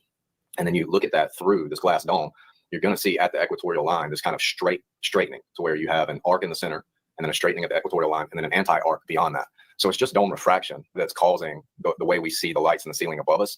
And it's really not that complicated. Hey, that's what is this dome refraction, everybody? Didn't you know that? That there's a dome above us? And that's somehow proven because the Bible and reasons. Because Joe Hanvey says it, and Dave Weiss, and Sean, and Rick, and Mark just sits there with a dumb look on his face. Oh, we'll get to you, Karen. I see you in the corner. We're not going to forget about you, sweetheart. Once you spent a lot of time shining lights through domes and playing with different kinds of lights, diffusing different kinds of lights, lasers, using prisms, and all kinds of different things within a dome scenario to see how these things can quite easily work, just like we see in real life. So, and the cool thing is it fits the biblical description of what I think is Job 37:18. Says it's like a molten looking glass, like a bronze mirror. It's another translation another translation is like a cast metal mirror. So no matter where you look. You see what's happening here? You see, this is the dialectic. It's back to science versus religion again. So now, if you're a flat earther, basically, you're a religious zealot. And if you're a globie, well, then you trust science. And there's your options, everybody. You have these morons versus the morons on the other side, the morons on the globe side. There's no in between. In reality, there's an infinite amount of options. There's an infinite amount of things this world can be. To think that the human mind can conjecture whatever this reality is so arrogant that it boggles my mind that these men can sit here and talk about firmaments, domes, pressurized fluid layers in the atmosphere, and actually think they're making some type of coherent argument is completely insane. But yet you all want to shut people like me up, ignore those like me, those who are actually presenting a rational argument. This is completely illogical. And you're all going to prop each other up for this. It's insane. You're looking, you get an apparent 24-hour sun on the southern part of the dome when the source light is moving over Capricorn. So, and it's with you as you move around, just like the southern star trails. When I'm showing the southern star trails, they move with the observer as you move around. They just follow that outer edge. So If the flight altitude restrictions in Antarctica has anything to say about the potential shape of the firmament itself somehow getting smaller towards the outer edge, this is why- The potential shape of the firmament that we're just begging the question of, that we're reifying, this firmament that we're presupposing. Yeah, that firmament. Yeah, go ahead, Sean. Please tell us about that firmament, please. have to fly lower, then what if we had a dome shape like that and then you started modeling with that? Would it look more specific to the observation they saw? There's just a lot of things we're still testing, still working on. And to throw all the other proofs out just because this thing is still in experimentation and still being modeled and still being, tested, I just don't get it. I don't get it. I shared a video a while ago about a satellite company whistleblower talking about how when they send a signal up to the dome, normally if you have like a flat surface, you send a signal up at a 45-degree angle. They're still going on about the dome.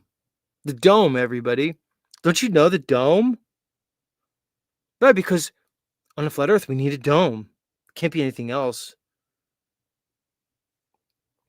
Again, do you see the problems with promoting a model? More theory. Didn't theory get us into a globe? Isn't theory the problem? Can you substantiate this dome other than the Bible? I don't think you can.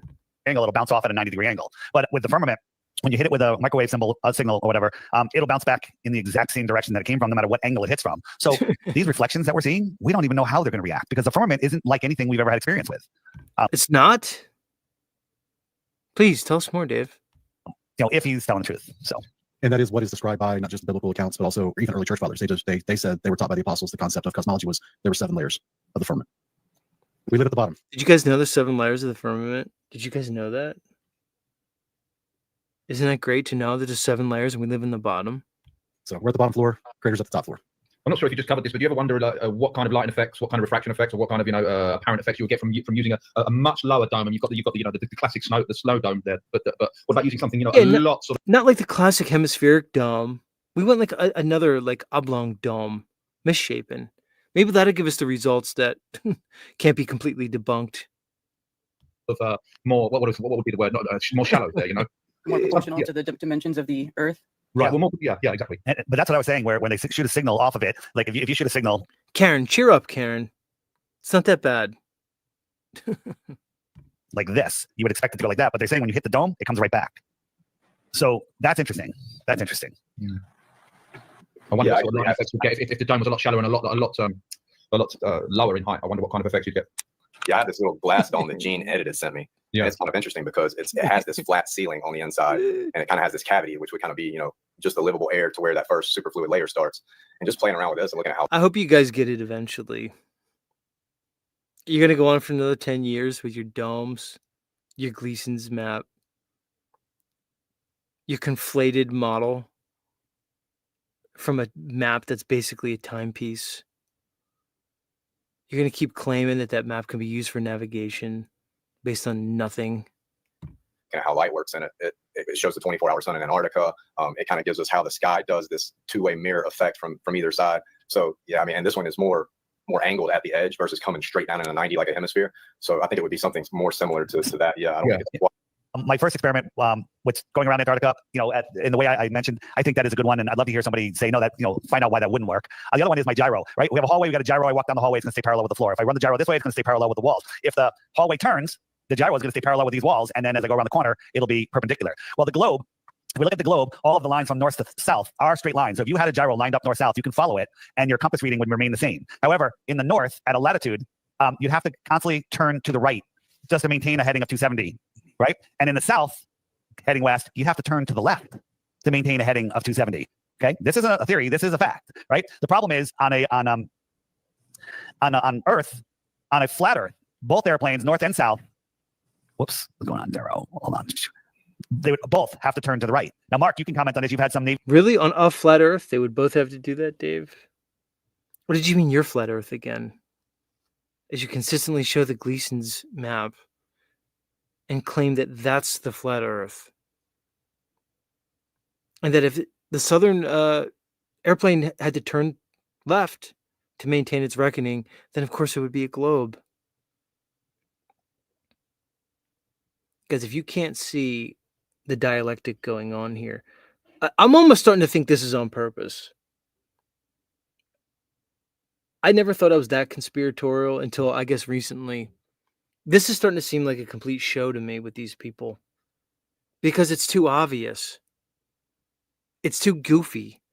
It's like, I don't know, like a children's cartoon. Where like you obviously know who the good guys and the bad guys. There's no nuance. There's no subtlety in your presentations. It's just shills on both sides. It's disgusting. Some Navy guys on that talk about when they're trying to dead reckon west in the southern oceans or east, they have to constantly keep correcting to the north. Yeah, absolutely. Yeah. Yeah. So I think this is as long as you can determine that you're dead reckoning, if in the south, if west pulls off to the right, Earth is flat. If west, with magnetic west pulls off to the left, Earth is a globe. Oh, is that it, Dave? Again, cut that. Will, you should watch my show. I'm going to help you, Will. I'm going to join up with you now, Will Duffy. You and I, we're going to take down these assholes. And then it's just going to leave you and me at the mountaintop, and then we'll hash it out. But before we get there, we'll team up and take everybody out. And then I'll just take you out, metaphorically, of course, and intellectually. It'll be like a Highlander. Only one can remain. I don't think you really want to go against me, Will. Just follow me, Will. I'll give you play-by-play how to destroy these Hebrew cosmology morons and Dave and his Gleason's app. Pay attention. Did you cut that piece out where Dave just said if they had to correct to the left, that of course it would be a globe? It's kind of like when that soft soul Dave moron, something with the name Dave, I don't know what's going on, said that, well, of course, if you saw that sun start to arc away from you and move in a clockwise direction when you're in Antarctica, well, then of course it would be a globe, right? There you go. That's all I want to say. The hard part is proving that you're going straight, and you can do it with a gyro compass. But it wouldn't take long. It would take one day. It would take a couple of hours. You could fly a couple hundred miles in the south with a compass, with a gyro that's proving that you're going straight. And then the magnetic compass will just peel off to the right, proving the Earth is flat. I don't know if that's really a good proof, though, because compasses just follow magnetic flux lines. They don't really tell you about the shape of anything either. So that is an interesting point. So you don't think that the compass will maintain a northerly, would it flux a lot, Karen? Or, I mean, could it actually switch and switch to the left? Like if you were not as far down as Antarctica, but like Brazil. Oh, this is so cringy. This is third-hand embarrassment at this. Look at their faces. Look at Karen's face. I don't think Karen likes you, Dave Weiss. I heard you guys had a falling out. I heard she left that Mark Sargent show because he wouldn't stop shilling your app. When are you going to call me, Karen? When are we going to, I don't know, break bread, make peace? It's been long enough. From what I hear, you're still talking crap on me about that on that show of yours. Still. Can't you see we have a common alliance here? You know Dave's completely bullshit. You should be more vocal about it. Your face says it all. Oh, could you imagine that face? Could you imagine Karen B's your girlfriend? You turn around and that's looking at you. You know you're in trouble. There's no way out of it. There's no way. I could never be in a relationship with you, Karen. It'd be impossible. I couldn't take it. I'm way too self-conscious. I'd constantly be thinking, what'd I do? What's wrong? What did I do this time? How did I displease Karen this time? Could you imagine? Well, are you assuming that there's only one South Pole? I'm Or assuming that one there's just southern that. magnetic anomaly? Because Well, there I'm could be two. He's I'm- assuming a lot of things. Everything Dave does is assumption, presumption. Haven't you been paying attention? I was assuming that the compass would point towards the North Pole, but Well, my idea that I've been saying for the real final experiment, what it should have been, is they should have had 3 different teams, and they should have had one team leave from Australia to Antarctica, and one from South America to Antarctica, and one from South Africa to Antarctica, because all 3 of these places advertise that they have trips to the South Pole, and from your trip to the South Pole, you can pay extra to go to the actual geographic South Pole from all 3 of these places. So if they really wanted to end it, they could take 3 different teams and leave from those 3 different locations, and everybody go to the South Pole, and everybody rendezvous at the actual geographic South Pole at the same time, all coming from different areas. One trip, boom, let's prove it. Let's do it. What Oh, and Karen, you say it with like such aggression. Here's the problem, Karen. You're still presupposing the same AE map. You're still presupposing that the only FE option is an Antarctic circumference around this Gleason's model. Is it possible? I'm just saying, is it possible? Because I don't know. But I'm asking, is it possible that Antarctica is simply a continent? It's like a landmass, kind of like they show us. That doesn't make the Earth a globe. That doesn't mean there's a geographic pole on the bottom of a globe. I'm just asking if it's possible. I mean, I've seen other conceptions of so-called flat Earth models, and they seem to show just an Antarctica as a continent. Same circumferences they give us. I'm just asking if it's possible, Karen, because based off what you're saying, it's not. Another false binary. Duffy, paying attention? Did you just clip what Karen B said? I'm telling you, Duffy, on the channel you should be watching.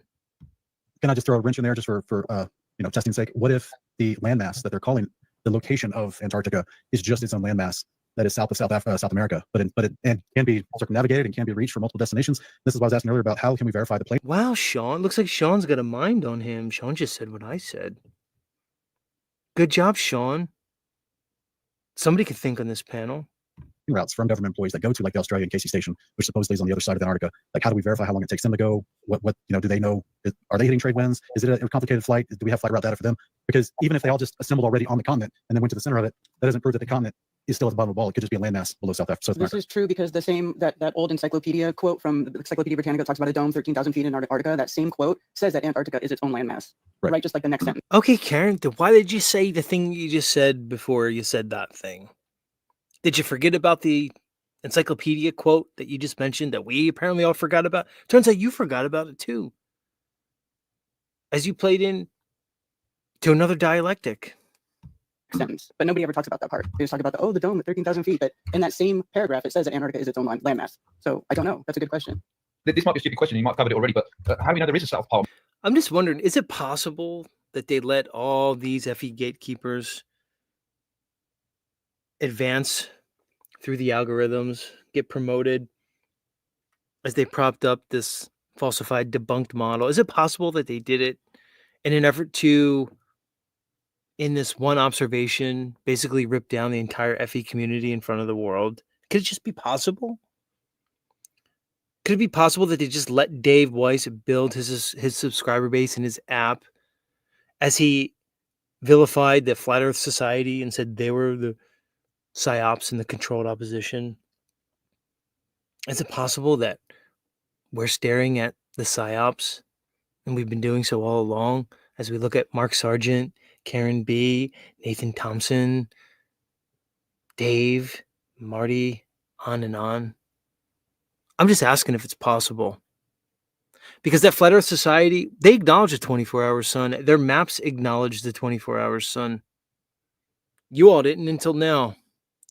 I mean, everything's pointing north, so the south would just be the opposite of what things are pointing to. So how do we know there is an actual South Pole? Maybe there's just one pole.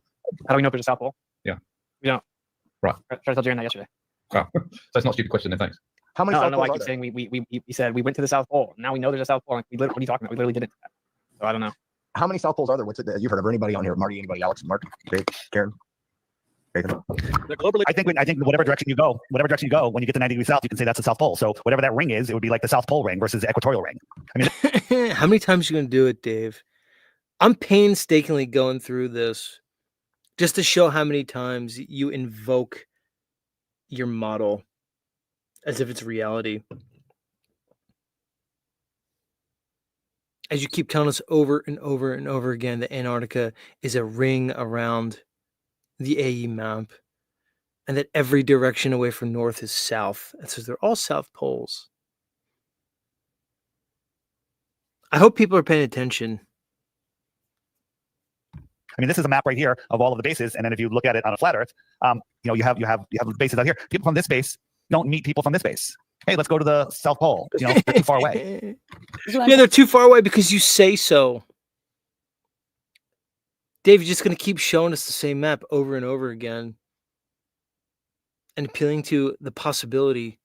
Oh, they can't possibly meet each other at these different stations because they're so far away on the opposite side of the world. Because it has to be. Because I need my app. Because I need money. I wouldn't know what to do without my app and money. What I'm saying, does anybody know about people who've gone to Antarctica and then done the extra trip to the actual geographic South Pole and then run into somebody who came there from the other side?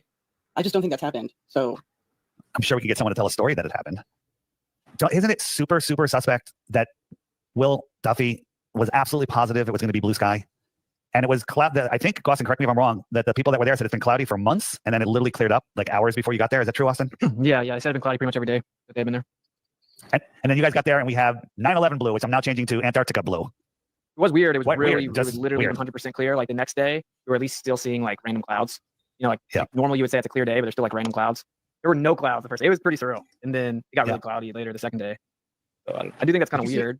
Yeah, I wanted to say when someone was asking about the South Pole, I mean, like if anyone's ever seen a tourist field depiction of like a planar flat Earth, that would actually mean. Oh, the tourist field. I thought you don't subscribe to any models, Austin. Yeah, you're going to tell us about the tourist field and try to relate that to poles and magnetic declination. Please tell us more about this tourist field that you speak of, Austin. I can't wait. Actually mean that the North Pole's like in the sky. So if you imagine the tourist field, that means the two poles are right there in the center. Yeah, I can imagine the tourist field, Austin. I can imagine a lot of things. That still doesn't make the North Pole in the sky because I could imagine it. You get it? Just because you like the way it sounds to say that gravity is electrostatics and you want everything to be some type of magnet. So we're basically magnetically pulled to the earth as you substitute your new gravity for old gravity. You love it, don't you, Austin?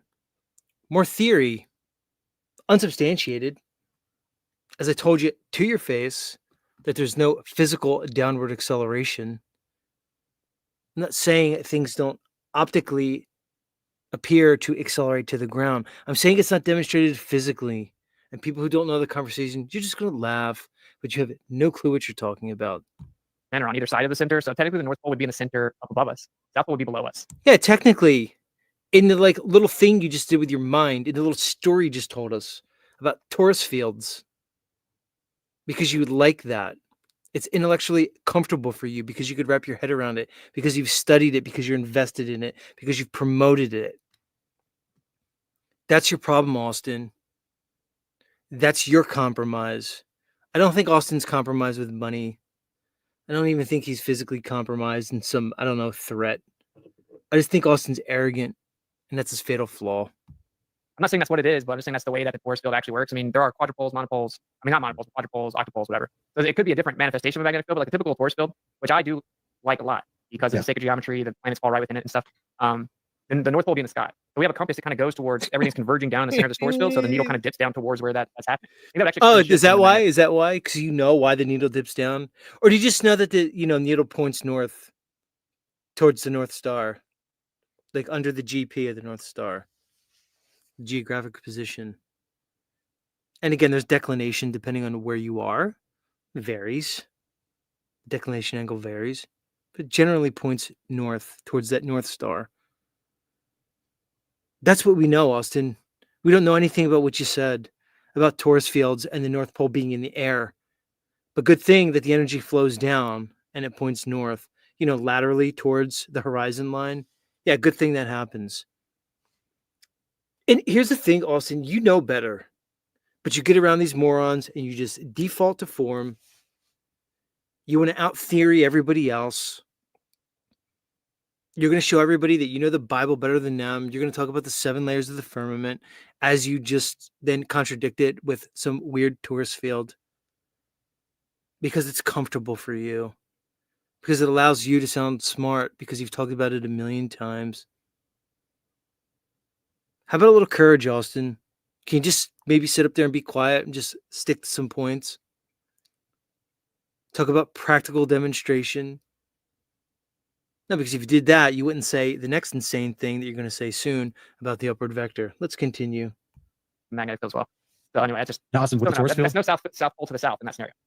would the measurable effects of a torus field be dependent on the shape of the container itself? No.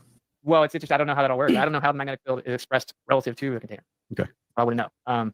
Well, we Depends on what have the magnets. We have magnets Nobody would know, Austin, because you're just making it up. that are shaped like pyramids, and they still have one pole on one side and one pole on the other side, and the field still manifests in a round shape. So it's like, I guess it should affect it a little bit, but Karen B., how did you end up here? You're not a biblical cosmologist. What are you doing here? Aren't you a witch?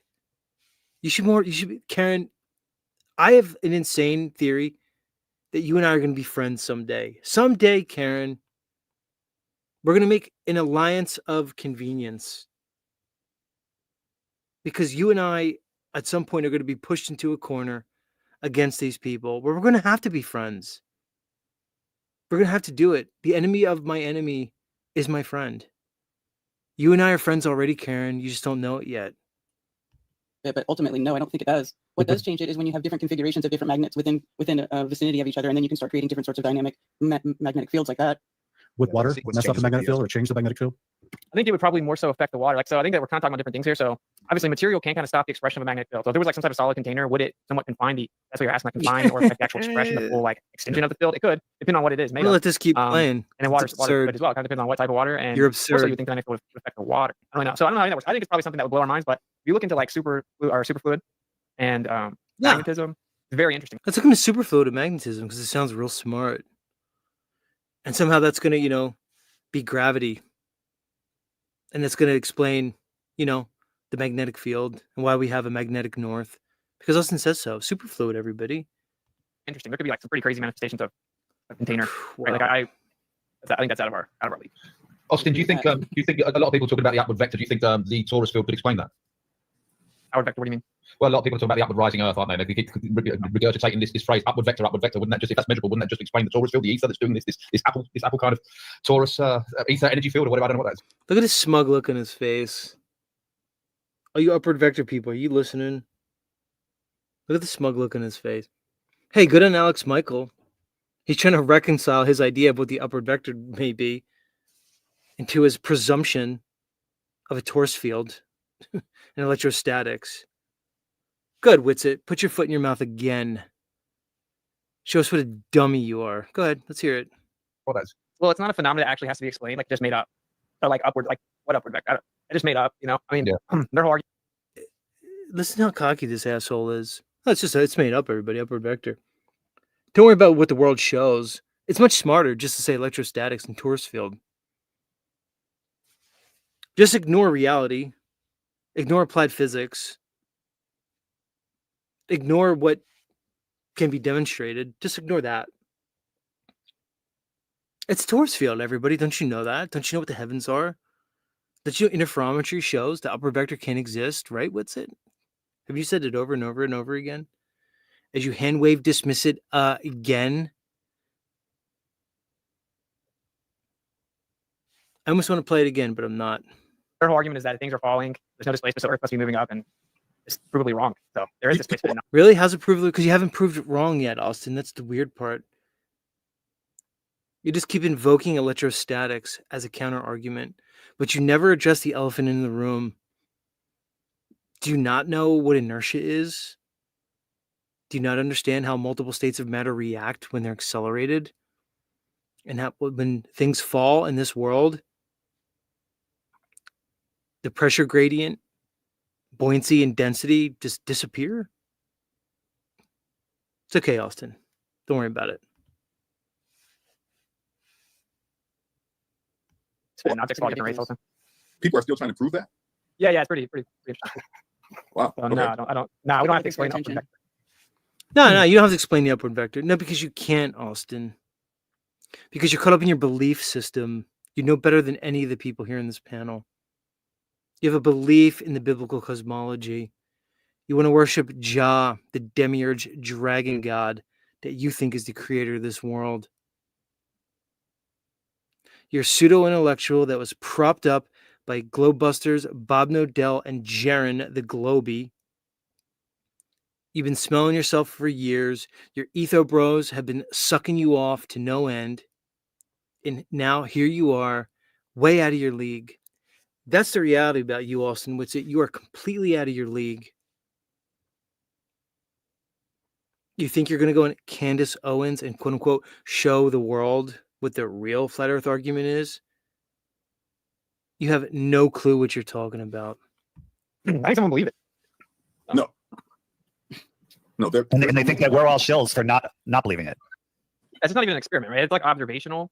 Yeah. So it is interesting. The sun did a circle, bro. Like, We're going to be doing an open panel soon. I want people to come up and talk to me about this.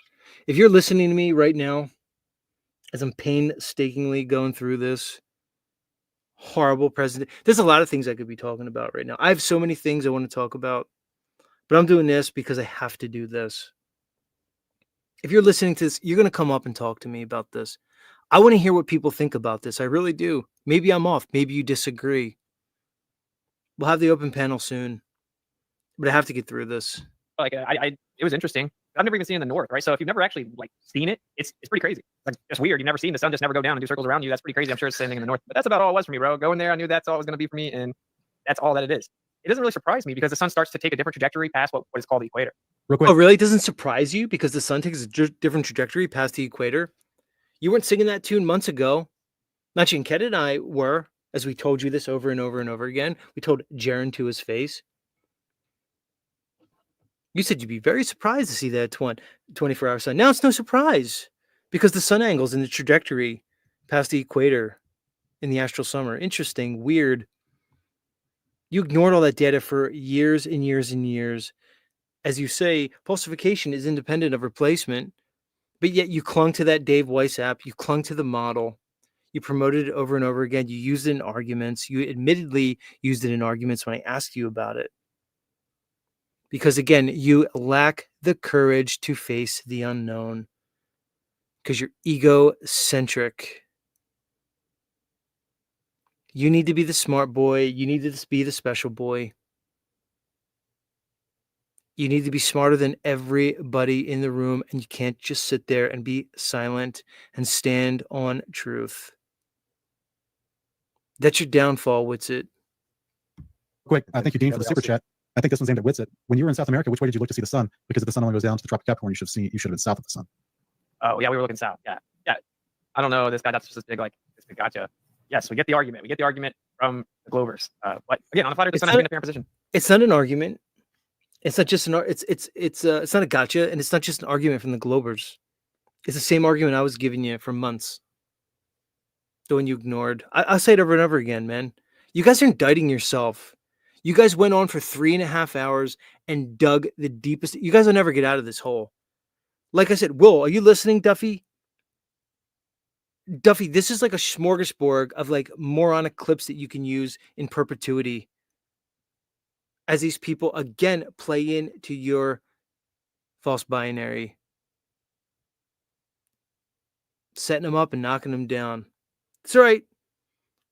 When these guys all are basically vanquished, as Duffy destroys all their arguments, I'll be there, Duffy. I'll be waiting for you at the end. We'll see how you do with me at the end, Duffy. I'll give you the cheat code. Like in Mike Tyson, there was a cheat code. 007-373-5963. I still remember it when I was a kid. You can go right to Tyson. I'll give you the cheat code right here, Duffy. I'm giving it to you. That way you and I can have our showdown at the end. Because these guys are really no match for anybody. Austin, you've already shit the bed and rolled over. You got destroyed by this guy. He made you look like a fucking fool.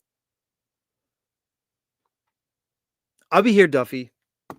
Again, pay attention to me. You'll be able to take each one of these assholes out.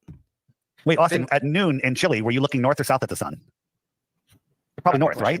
That would be north. That would be north. Most of the time you saw the sun visibly in the sky in Chile. Look how desperate Dave is. to say, well, it was north at noon, right? Because Dave, your app only works for noon. For anybody who doesn't know what Dave's app is, it's the Gleason's map. That's all it is. It's the Gleason's model, so to speak. It shows where the sun is at noon. Dave just presupposes a monopole. He presupposes a circular sun that migrates between the tropics. He theorizes about Antarctica around the circumference. That's it. Notice how desperate it was for Austin to say, "Oh, where was the sun at noon?" It's pathetic, Dave. Chile, it was north. It was in the northern. Okay, I thought you said the opposite, which I hope you people are paying attention. Whatever. I'm just going to keep going. made my head spin. Not there. Well, no, but there was definitely a lit up portion of the sky I saw that. after everything else was dark yet, and that was south. And did you guys have a chance to watch the sunset at all to see where in the sky it disappeared? No, I didn't because it was always be cloudy. Okay. So I didn't actually see the sunset while I was there. And I was trying to get up at like 5 every morning, look at the sunrise. That was very difficult as well. There were always clouds. So we need someone in Punta Arenas to film consistently for like 3 weeks the sun setting, so we can actually plot where it actually sits. Cloudy. Really, Sean? You don't have to do any of that. Just look, guys. The solar data based off celestial observations of the sun is available for anybody. Okay, they put it in an app called SunCalc, and they beg the question of their model and put different numbers and ratios on it, but that doesn't change what the solar observations are. It's elevation angle and azimuth angle at particular time, at particular locations relative to north. That's it. Sean, nobody has to go to Punta Arenas for weeks and weeks. People live in Punta Arenas. Plenty of people. They've taken it. And then, of course, there's an interpolation through astronomical algorithms that are very accurate, despite what anybody says.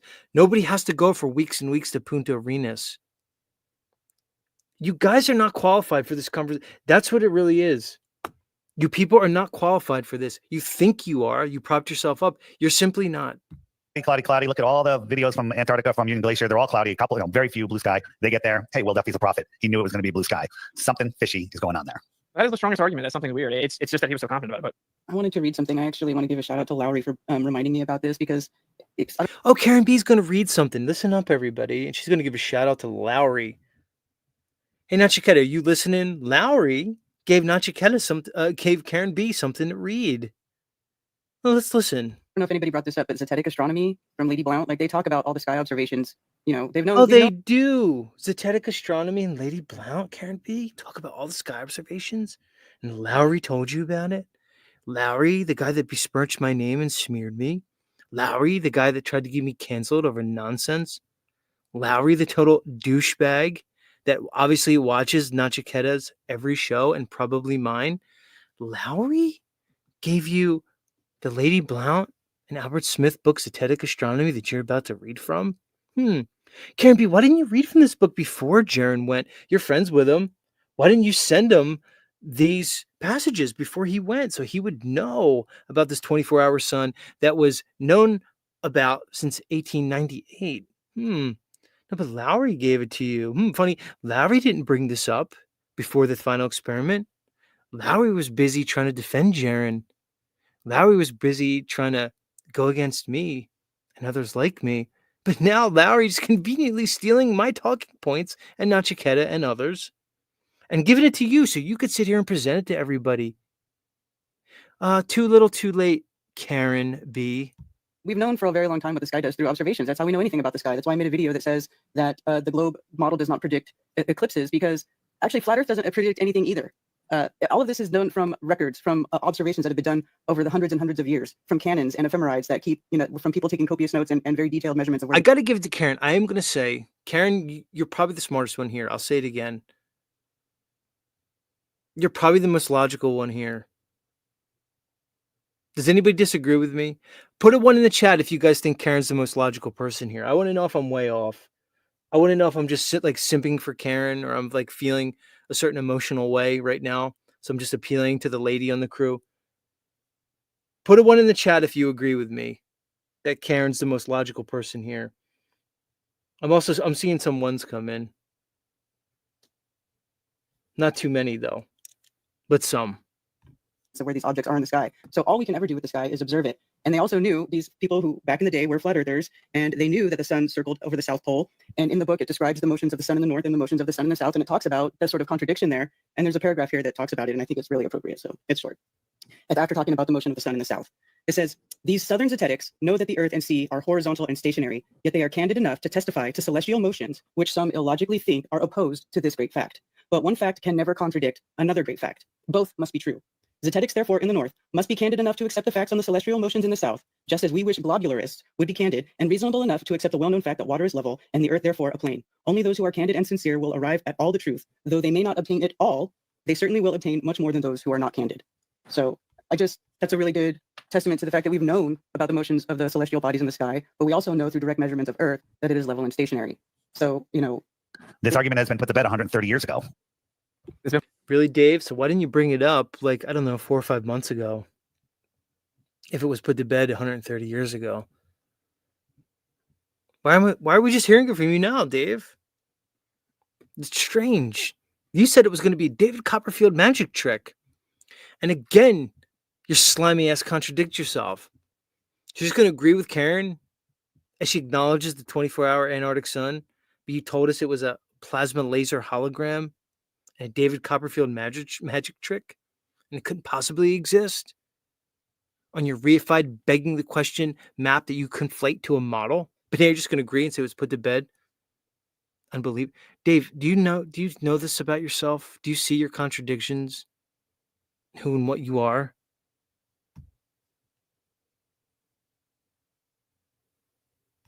It's been floated that he's compromised and stuff like that. Like, I don't think that's the case. I think Jaron is like, he interpreted flat Earth in a way that's entirely different than me and some other people, and like he needs a model. He's been very clear about that, and I was with him in person, talked to him about it, and he's not joking. Like, he needs a model, And I think the most eye-opening part of this whole thing for me is realizing that a lot of people didn't really come to flat Earth the same way.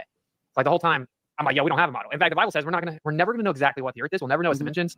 And there's like this beautiful aspect. That's like the most beautiful part of this is you kind of reset, and we have a bunch of people that like. Then why are you all talking about models all night long? Act like there is no God, act like they know everything about everything, and kind of minimizing this place, and then you find out, oh, that's not true. And then it's like this explorative, kind of humbling moment. So that's what, so for me, it's like go back to the basics, empirical measurements of the surface, default empirical position, stationary, it's not moving. Interferometry's proven that, and we get into microwave tests, just keep going, and we falsify the supposed curvature, obviously. So I guess I'm realizing that not everyone did think that or understand that, or like the logical parameters to coming to that conclusion. And that's okay. I don't have like hard feelings about that. I'm like, well, if you kind of interpret it another way, it's kind of good that you should say you don't think it's flat now. Because like if you interpret it the wrong way, well then you don't get it. So then you weren't like on the same page as say me or a lot of people and how we interpret it, right? So I think that if you don't interpret it the right way, this will inevitably happen anyway. You need a model, you need replacement answers, you're kind of setting yourself up. So that's how I feel about the whole thing. And that's why I said falsification is independent of replacement. Like the second I made my first YouTube channel, like I coined that phrase because every debate I had, same thing. It's like, wait, here's what falsifies the alleged curvature. Well, how do you explain this? It's like, it doesn't matter. It's like, it's every single point for the globe is like, well, then how would this work? How is it? It's like, it doesn't matter. Falsification is independent of replacement. I'm happy to speculate about it, but it doesn't matter. So I don't know. That's clearly what's going on here. I don't think it isn't necessarily some crazy, sinister, malevolent like movie plot. It's really not. It's just that people didn't come to the conclusion the same way. And I'm able to re-examine like the logical steps I gave. Why do you keep telling us what it is? It's not some sinister, malevolent movie plot.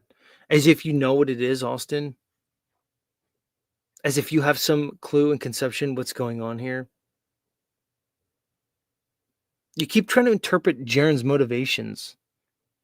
Your buddy who threw you under the bus completely with this whole thing. You're just going to take an L in this whole Jaron thing? I'm going to have the guy to come up here and do this? As none of you people mentioned even his name this whole time? Barely. I think there was some like weird agreement for this panel to like stick to certain talking points. You weren't supposed to talk about Jaron and Patricia and the rest of them. Why? One of the reasons why it was so boring. I defy anybody to get to the 3.5 hours. I edited this down and I played you guys on high speed, and it was still insane and monotonous and crazy. All of you. Just look at your faces. I've never seen anything like this. That get you to understanding that it's flat. So I still think it's a beneficial thing in the long run. And before, I don't know how long we're going over, but I do want to kind of say something at one point about the whole drama. Because like, I think we're about to, like, I guess Jaron's doing a stream now. Someone said that the title of the stream is something like liars, flat earth, or whatever. Yeah. We're wrapping up at the top of the hour, so do it now. That's okay. Good idea. I mean, I'll try to be real concise here, right? But this is the thing, right? Playtime. Well, like I get what's going on. I get what people triggered. Even myself, I'm perplexed. But like, dude, I was talking to Jaron in person, and I'll just tell you from my experience, like he was just like genuinely going through it and trying to figure it out. That's what happened, right? I talked to him. We were with each other like the entire time.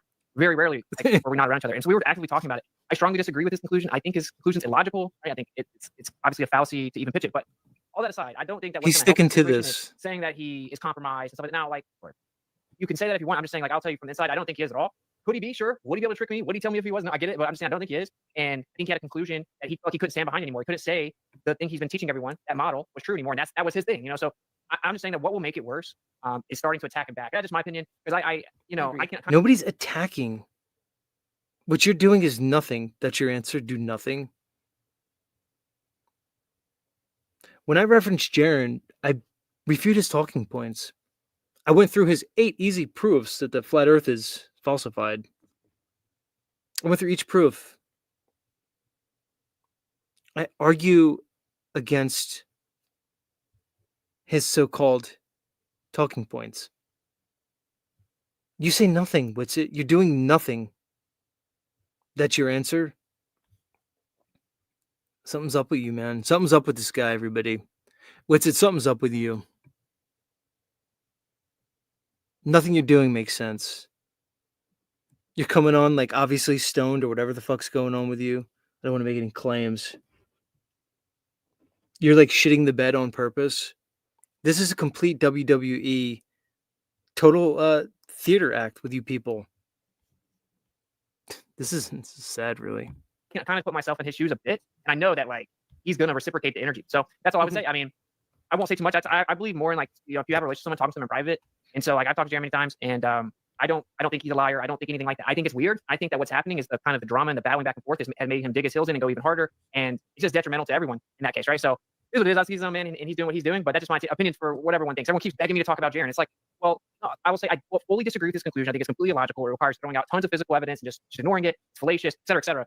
But like, I have a relationship with Jaron. I know him. You know what I'm saying? And I don't think the route forward for either side, this goes for Jaron as well, obviously, is to like start attacking, calling people liars, whatever. I think it's weird. We have been attacked and slandered for years, right? And so that we actually are people that are trying to find the truth and trying to speak the truth, even though it's extremely detrimental in many ways. And that didn't change. That didn't change when we got back from Antarctica. You know, and so that's kind of maybe the most disheartening part of it for me is like I don't know. You know what it's like to be on this side and to go through. You know our real motivations. You know like the what you have to give up kind of to do this. So there's my. I don't know if he's actually going to be watching this before he goes live, but I would just say I think everyone should kind of chill out in terms of the accusations of lying and all that. Everybody chill out. Austin's going to continue to defend Jaron.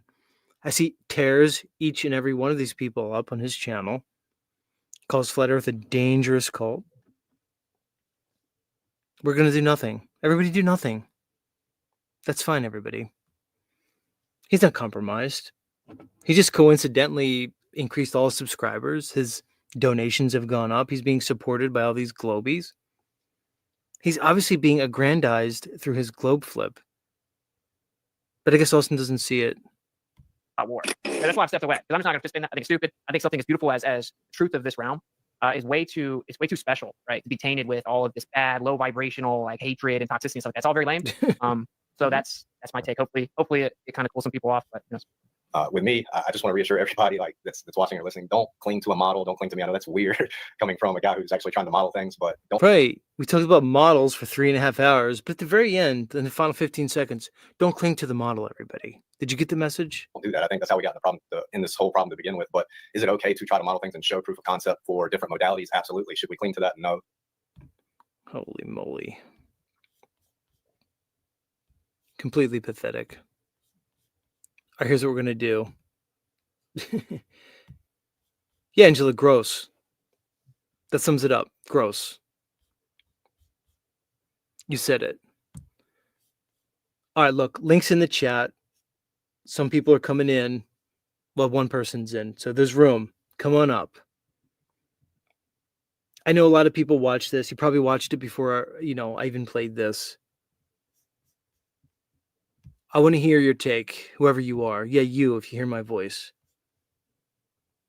I want to know what you have to say. Maybe you saw something I didn't. Maybe you want to elaborate on some of my talking points. But these are your Flat Earth community, everybody. It's just the Bible because reasons. It's just Dave's app because, it has to be for him to make money. And then all you people try to ride his coattails. You go against truth. You go against creation. You go against everything that's good to sell yourself out for what? So Dave likes you. So Dave invites you up on the panel so you get subscribers. You're just going to compromise yourself in every which way you can. So strange.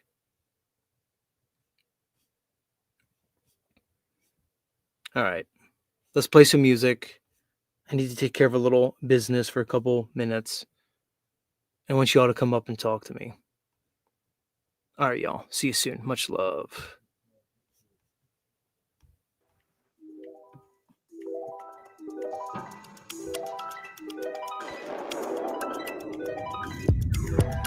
There is a fifth dimension. Beyond that which is known to man. It is a dimension as vast as space and as timeless as infinity. It is a middle ground between light and shadow, between science and superstition, and it lies between the tip of man's fears and the summit of his knowledge. This is the dimension of imagination. It is an area which we call the Twilight Zone.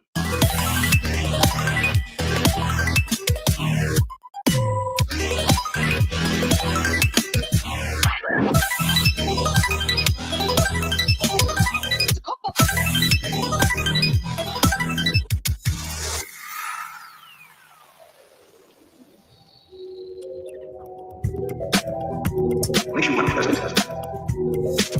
Where is this place and when? The answer is it doesn't make a difference. In this year or 100 years hence. On this planet or wherever there is really life. Lessons to be learned in the Twilight Zone.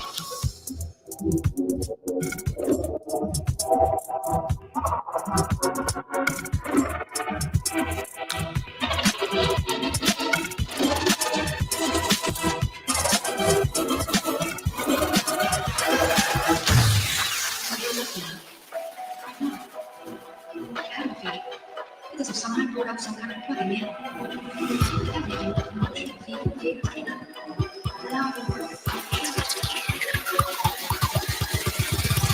All of you have just entered the Twilight Zone. 4, 3, 2.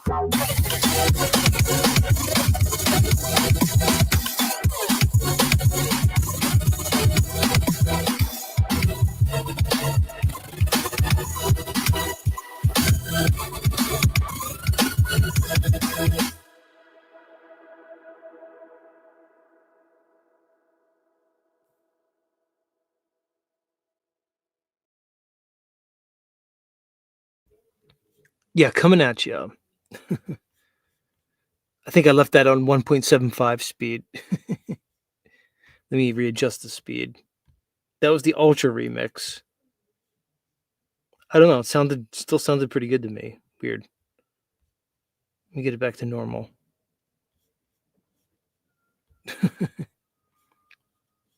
The Twilight Zone. I feel like I'm in the Twilight Zone after that whole presentation there with these people. There's something about it. There's something, we're all born with like intuition, discernment. My intuition regarding these people is not favorable. I don't know what it is. All right, let me start getting to some people. Now, I have some room in the back. Come on up. There's only a few people. Yeah, people asking me if I want them up today. Come on up. Just come in the back. I always try to get to everybody. Sometimes you have to wait a little bit. It's okay. I've been going for 2 hours and 41 minutes. We roll the show out. It's a process here. I like to focus on people. I don't bring like 10 people up at once and just have everybody talk over each other. That's not good content. Yes, Sarah, it was the Twilight Zone. It completely was. It's a bunch of nonsense. I have to think that we were just looking at the controlled opposition. They might not know it. I'm not saying they're all in on it. But that to me is the controlled opposition. Because they're going to still tell you what the Earth is, just their version of it. They're going to give you some conception of this reality. All right, people are rolling in. Like I said, if you're in the back, just chill out. Listen to the show. I'll get to you. Thank you for being here.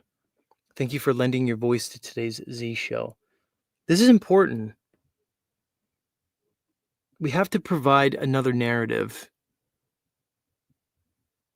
Whatever this psyop is, it's trying to paint this conversation into a dialectic, a false binary. This is what we have to avoid. If we use logic, if we use critical thought, we could probably avoid that pitfall. All right, I'm going to start bringing people up. Thanks for coming in, everybody. And like I said, the link's in the chat. I'll drop it again. I usually don't post the link. I like dropping the link because if it gets too clogged in the back, it kind of helps regulate people coming in and out. Stuff like that. And again, much love, everybody.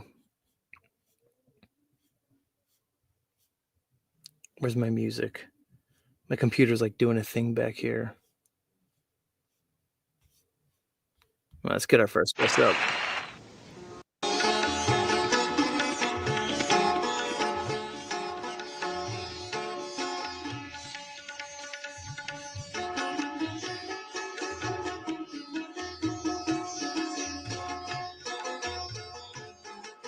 Yo. Nachiketa gets the sitar music. Nach, I'll always associate you with the Indus Valley, with the beautiful mountains of northern India. I know you're in the States now, but that's like was my first introduction to you. So like my trope is always going to be like you in like a hut tucked away in like, I don't know, some Shangri-La type like region. That's kind of like where I have you pegged, man. Yeah, well, I haven't even been in the States for 6 months yet. So I spent, nearly 10 years over in Nepal and India. So it's going to stick. That energy is going to be with me for some time. But good stream. I was going to review that panel as well. And I was like, oh my gosh, how am I going to break it down? I'm just glad that you got to it. And I'm just like, all right, at least that's dealt with. Whether you do it or I do it, it's like somebody has to deal with that, And It was one of the things tedious. Well, I was going to say, hold your thought, but like a couple times, like I had an inclination to bail on it, or like I'd gone far enough. I said, no, I'm going through this. I want to hear what's it say that the upward vector is bullshit. I want to hear Right. Karen B steal our talking points that were given to her by Lowry, who we knew was watching every one of your shows, as he was like dissing us and drunk in the comments. Now all of a sudden, Notch, they're bringing up all of our talking points conveniently after this whole thing's done. No skin in the game, right? No risk. Why should they have the reward? It's insane. Go ahead. Sorry. I mean, they have you on record. You said one mean saying to that one kid that one time, and your reputation is done. They got you. That's how it works, I guess, on the internet. But yeah, they got me, right? Yeah, exactly. Yeah, it's whatever. It's whatever. I mean, like, they got their parasocial relationships, and they got to show their loyalty. I think that's kind of how you show your loyalty to your friends, so-called friends, by going and attacking people that we are diametrically opposed with. So they have to send their flying monkeys at us, and Laurie is one of them. Laurie is a flying monkey. Let's just say it for what it is. So. But when I was listening to that panel, the thing is, in one of my last lives, I was talking about, hey, I don't know if Conspiracy Music Guru is going to listen, but because I played his songs, and I said basically like, hey, maybe he'll flip to the upward vector one day, and maybe he'll write a song about it. And when I was listening to the panel, and then he was mentioning, he was asking, and nobody really had a chance to really speak. You got like freaking 12 people there. Like, how is anybody going to have a chance to like put in for 5 minutes at a time? It was a cluster. Notch, there was way more than 12 people. They were like rotating people in and out. There were some people that came in that never said a word. Yeah. And just the whole energy of the thing, it was completely dissonant, low energy, low vibe. It was a horrible thing. And like I said, all these people promoting it, they couldn't even get 600 people to watch. this thing. There should have been like 1,000. Are these people paper tigers? That's been my argument. It's like, okay, now here's the thing. They propped each other up, proverbial circle jerk, right? Oh, you come on my show, you come on my platform. They kind of create an aura around themselves, a facade. And then when we really see there's really nothing to these people, I don't think they have much going for them.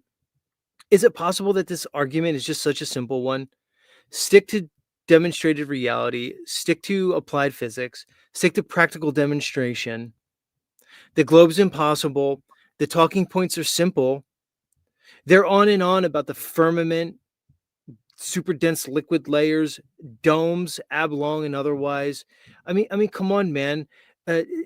Witsit with his toroidal, his toroidal hyperboloids, incoherent dielectric acceleration. Dave with his AE model / map or whatever he has going.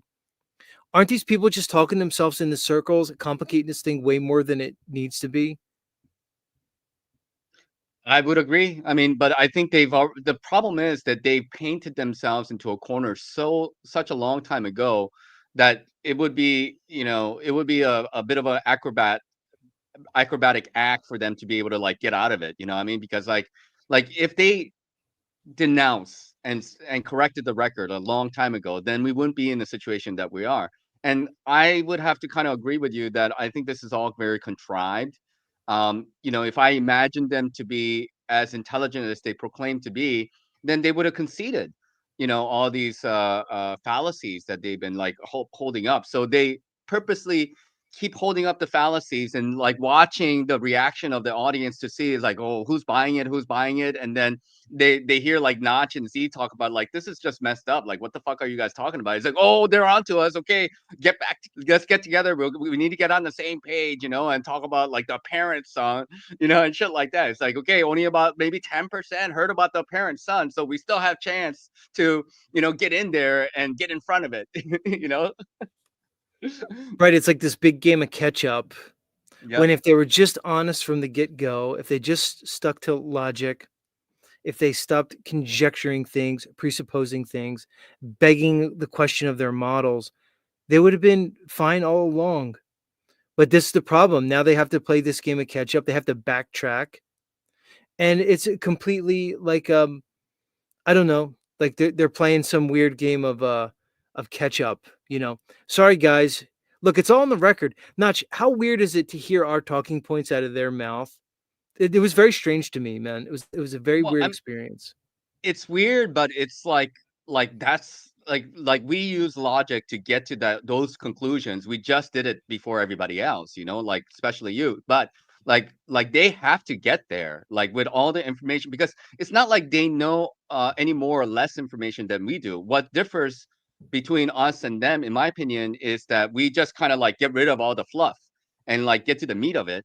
And for them, they're trying to like uphold some kind of image or uphold some kind of like fallacy that they said and stuff like even Witsit was saying like, oh, we knew about the parent son for years, but that's not what he said to Karen when he called into Karen's show. He's like, oh, it like I came to the realization that actually that there could be a 24-hour son when I was on the plane, like. But like, if you knew that it was an apparent son for years, then you would have already known about it. In fact, you would have just said, "There's no need for me to go to Antarctica."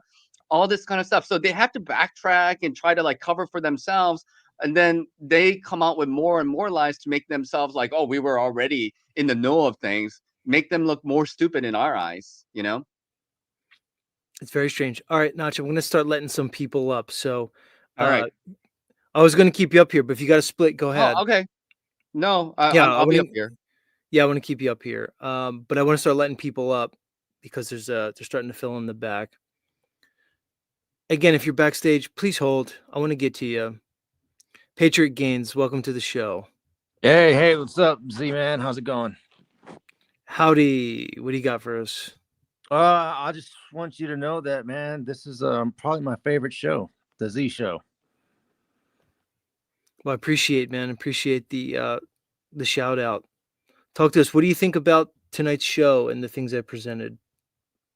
It makes me kind of sad because I was been listening to these dum-dums for the longest time, and I just feel duped.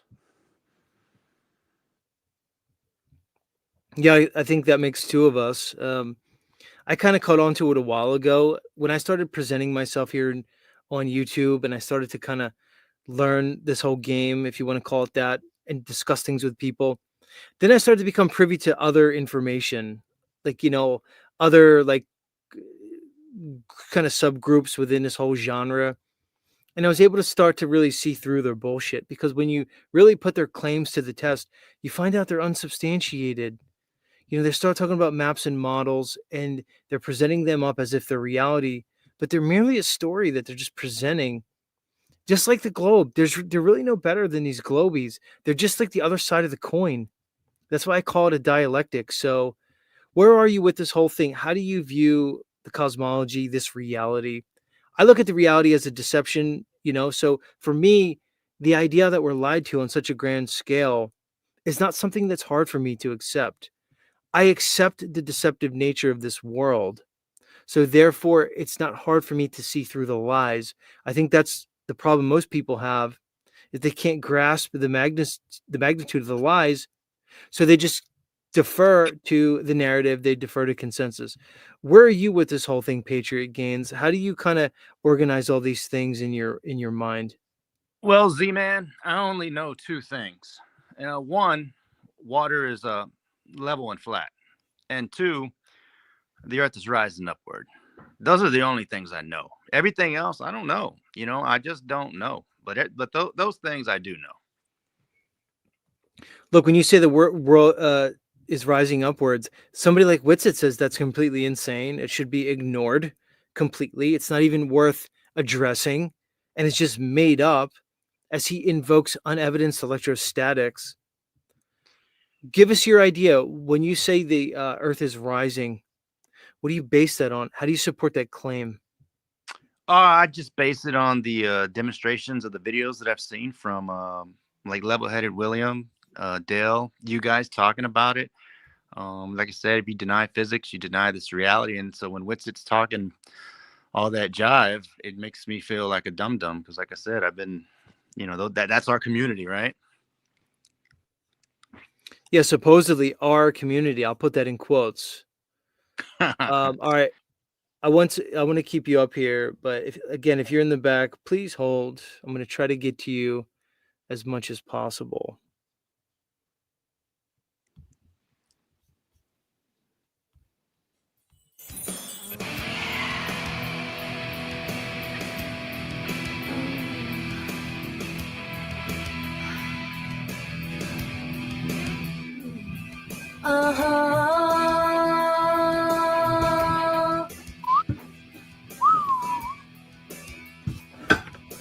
Coming at you. This is one of my only theme songs that was actually written by the person that I chose it for. Rachel actually wrote this theme song, everybody. Let's listen to it. You're standing above me, you're blocking the sun. Don't need my mom to tell me you are the one, no one to give me. And if I remember correctly, the song was sung by your lovely ex-wife. Yeah. Which is so interesting to me, Rachel. And I want to get to the topic. I don't want to get off of it on this thing, but the fact that you have all these lovely ladies in your past, I don't know what to think of it. I'm somewhat jealous, if you want to know the truth. I mean, I'm okay in my life now, but when I look back in my 20s and 30s and I think of all the, the trim that you apparently had going on, it kind of makes me a bit jealous. So, but that's besides the point. We're not here to talk about that. We're not here to talk about your sexual history or anything like that. I want to talk about these FE gatekeepers. What's your take on these people? Yeah. I just don't really know what the hell is going on. Like, you're going to have to spell out to me what is going on in that video, because it seems like anybody on that panel who flipped. Did anybody flip to the globe, or they're all trying to salvage flat Earth, or they're all trying to salvage flat Earth through the Bible? Every one of them, Rachel. That's the summation of it. It was, the Bible says the sun does this, and the Bible says the earth is this, and there's a firmament, and there's 7 layers to the firmament, and blah, blah, blah, on and on and on. I'm basically making the argument that they're playing into another false binary because they're trying to tell us what the world is based on the Bible, just like the globe is trying to tell us what the world is based off so-called science. Well, that's what so I've been seeing that from David Weiss for a while now, that he's trying to really just he talks about the Bible a lot now, and he's like, oh, God's book. And remember when God said, because he realized that flat earth has become, unfortunately, it's been really fractured since the TFE. And I didn't even think it was going to happen this bad, but it did happen this bad. It's really hurt the community. And so it's dividing into like, yeah, the upward vector people, which I'm leaning towards. I'm not like totally. So my thing with the upward vector is that would mean it's something we're going upward forever through some kind of something. So that would mean that there's something infinite that we're going up through forever. And that's my problem with it. You know what I mean? Because then I'd have to accept that there's just this eternal ether or some kind of space that we're going, not space, but some kind of, ether or whatever that we're just continually going up, forever. So that's It's a fair what point. Yeah, it's a fair what I'm point in saying? inference. If they can kind of explain that a little. Right. Well, here's the thing. I mean, it's not explainable, but I would say, like, not to you, but say to the stationary earthers, what's the foundation that we're resting on? See, the question could be asked for like any concept, really. I look at it like this. Look, the reality shows us something, okay? Now, any inference that we want to make beyond that is really on us. And it really comes down to our paradigm, maybe our belief system. Everything really comes down to a belief at the bottom. So how can we get past that? The way I characterize it is there's a demonstrable upward vector. You can infer a rising earth, and any inference you want to make beyond that is really on the person. Now, people want to talk about, is it constant? Is it accelerating? I really don't choose to engage in that argument because to me, I can see that it's somewhat paradoxical, and I can see good arguments being made on both sides, but this is a completely other story. What it's moving through to me is not as consequential as what's the demonstrable reality of this world? What does practical demonstration show? How can physics be used to divine some objective truth in this world? It doesn't have to go any further. Rachel, for me, I said this earlier, I'll say it again. I'm okay with unknown things. I'm okay with paradoxes because I'm not arrogant enough to think that I could define the world. Right. And I could place things in neat little categories to make me feel comfortable so I could sleep better at night. I kind of like the unknown nature of the world. I'm okay with having a mystical world where things can't be explained. So that's where I am. But go ahead, your thoughts.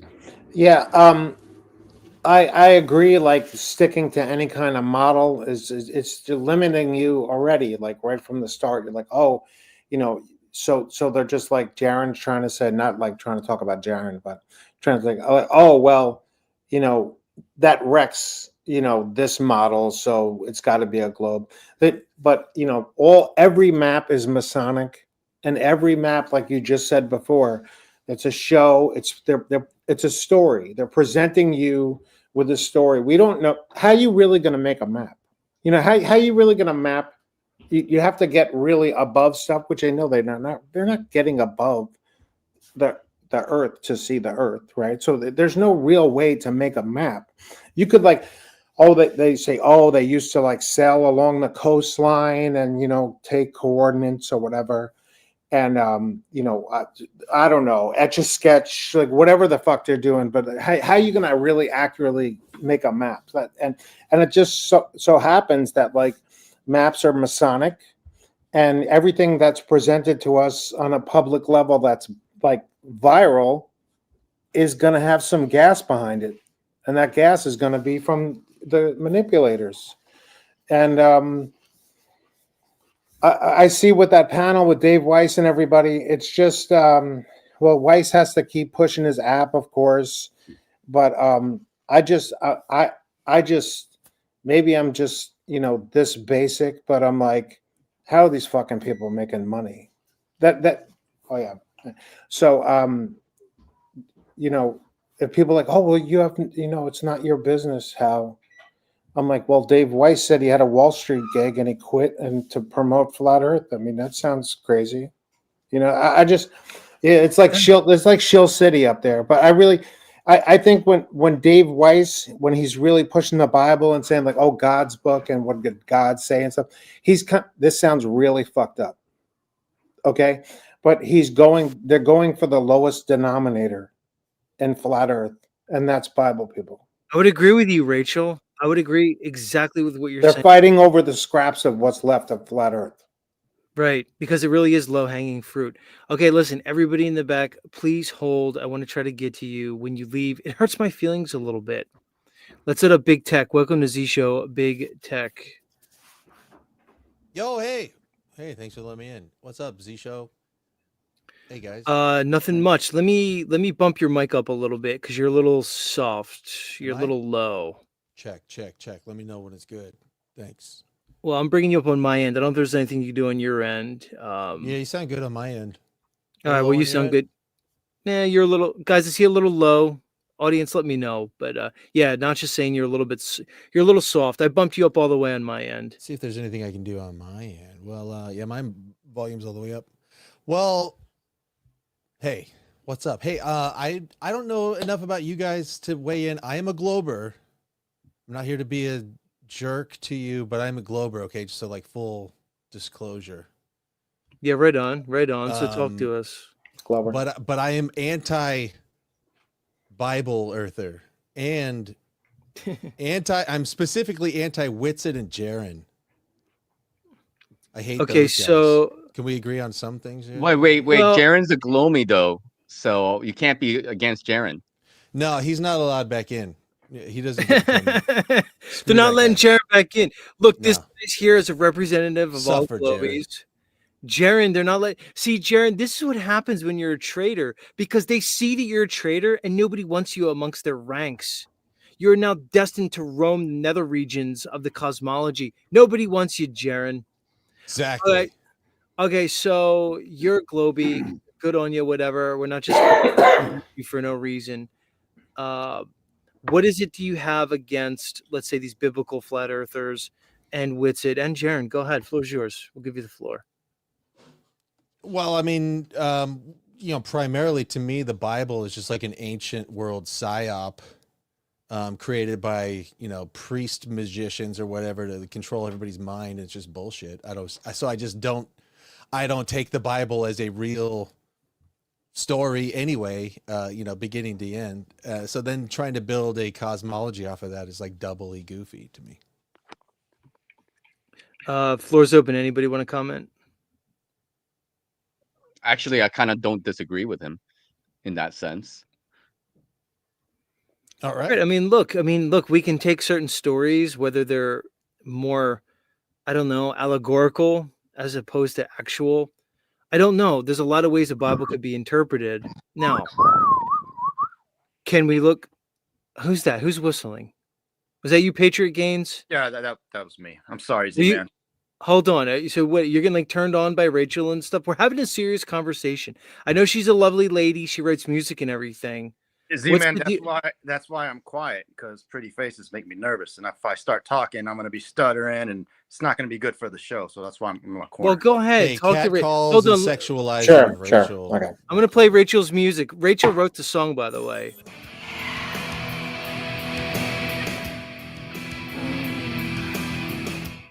Riff. I know you're being distracted by the ladies of the panel, but kind of keep it in your pants, Patriot Games. We're trying to talk to this globe guy. So what's the deal after Antarctica? Could I jump to that? Like, what's your take on the? I mean, forgive me for being a little out of the loop. I mean, but I suppose you're eventually gonna, come across people who aren't.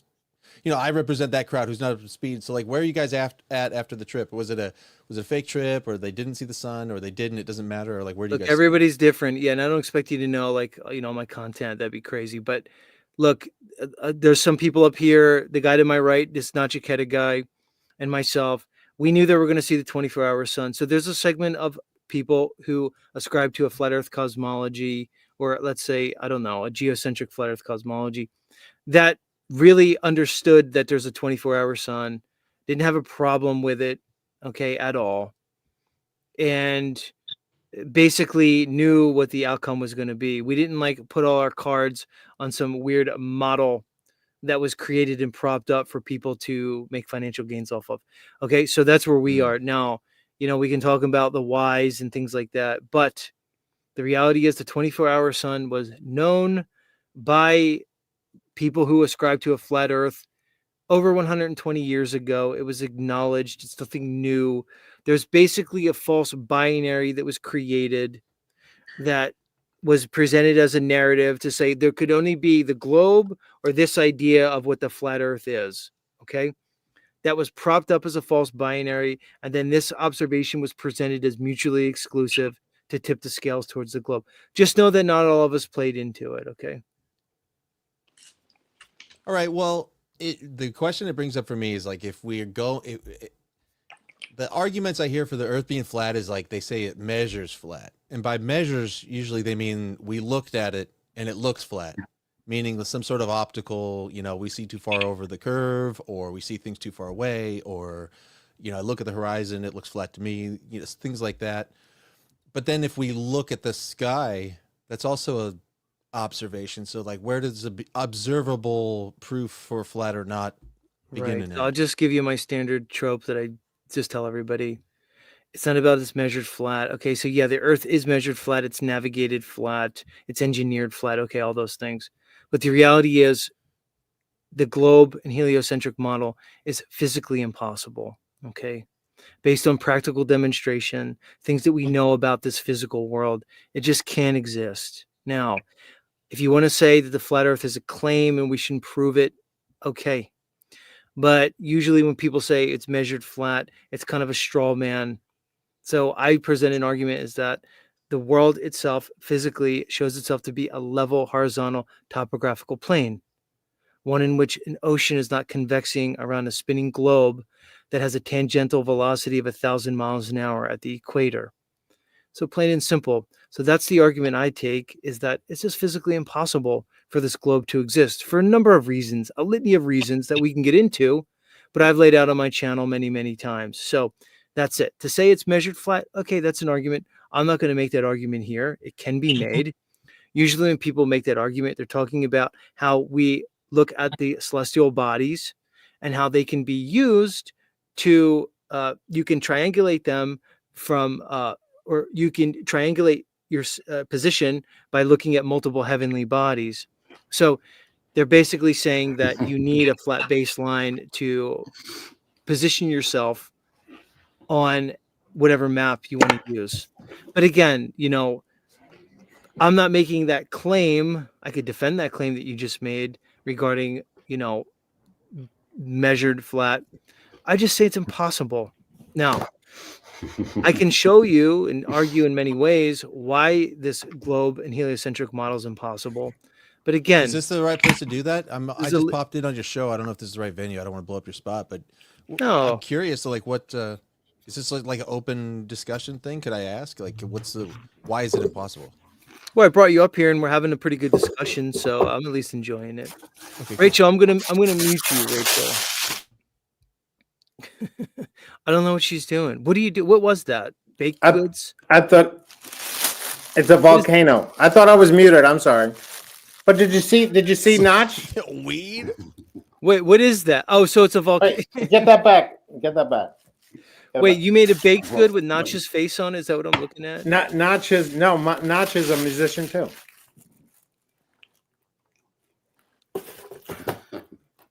No. All right. Oh, okay. Now you put me on the spot. Okay, I'm sorry. What are we doing? What are we doing? No, I'm going to put you. Go ahead. Who's your friend? We all want to know. Is your friend jealous that Patriot Gains is kind of into you? You know who's here? He's chicken. Who is this? Who am I looking at? Who is this? Nate X is here. Oh, Nate X. Yeah, I know Nate X from the chat. Yeah. What do you guys like hang out and stuff? Hold on, I'm going to put you on mute. We'll get back to you later. Okay. I'm talking to big tech. Yeah, Rachel's on it. It's Rachel, everybody. I have no clue what the hell that just was. Where'd David Sange go? David, are you still here?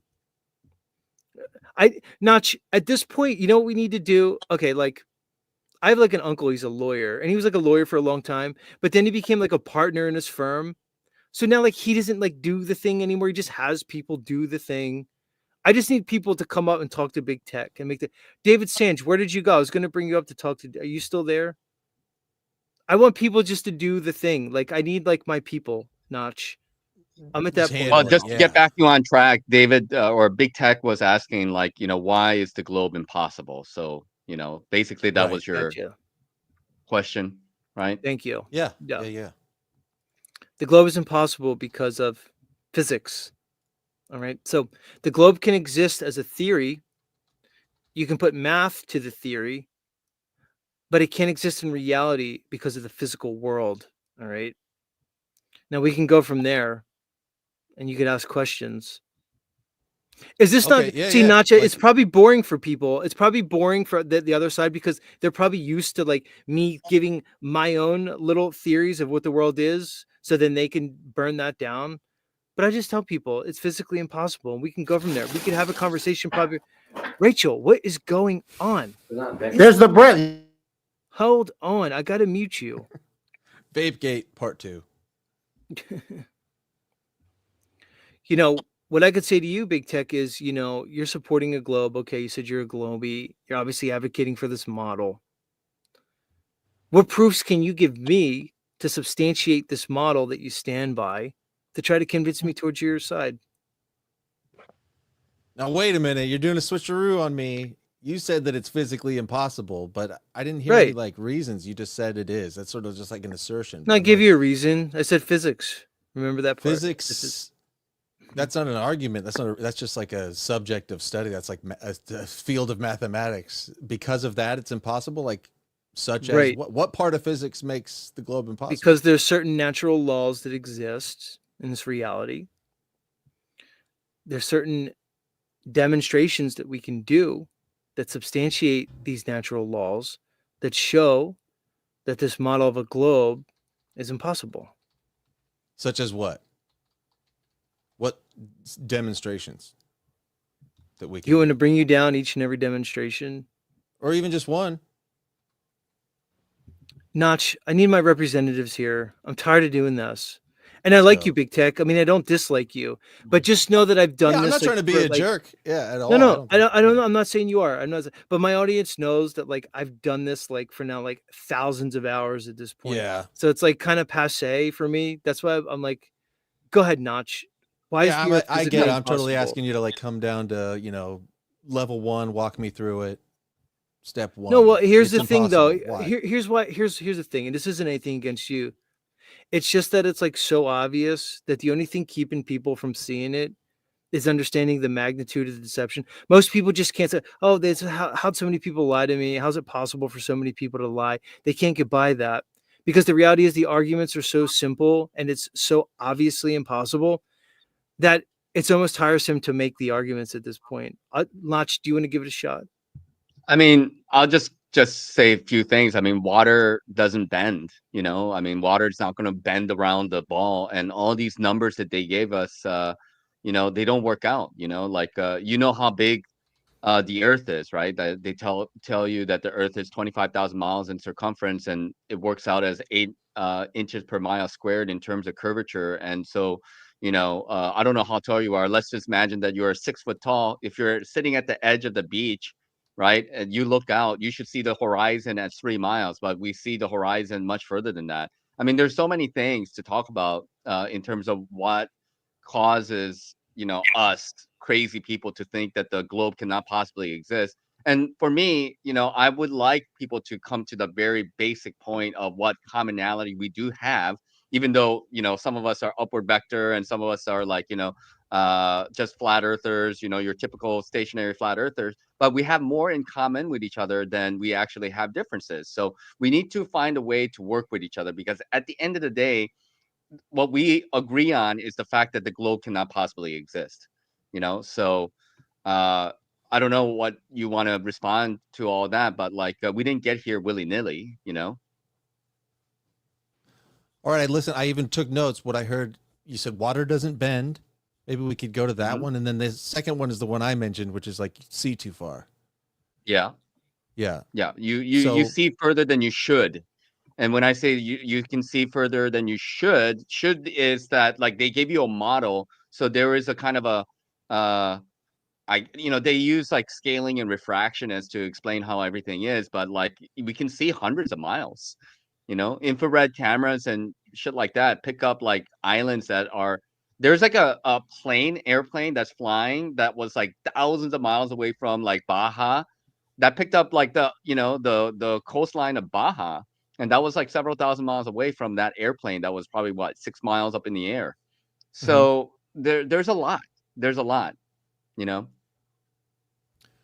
So if you don't mind that we leave that one aside, because from Sure. my inquiry into this, it's split. So it basically breaks down like this: like some people just don't buy it that light bends, refraction. So some people say that light is bent by it tends toward the denser medium, right? So that causes the atmosphere causes light to sort of like curve over the curve. So that allows us to see further than you would expect, because light doesn't always travel in straight lines. And then, people on your side just go like, no. And so we could just bicker about it all day, whether or not we agree that light can bend. But I say that for that reason, I would say that we would just leave that one aside, right? Because refraction explains it for me, doesn't explain it for you. So I think if we leave that one out, if you're okay with that, I feel like that one doesn't go anywhere, because some people think light bends, some people think it doesn't. So you think the Yeah, but light hold on, like but travels like things along the right. curve?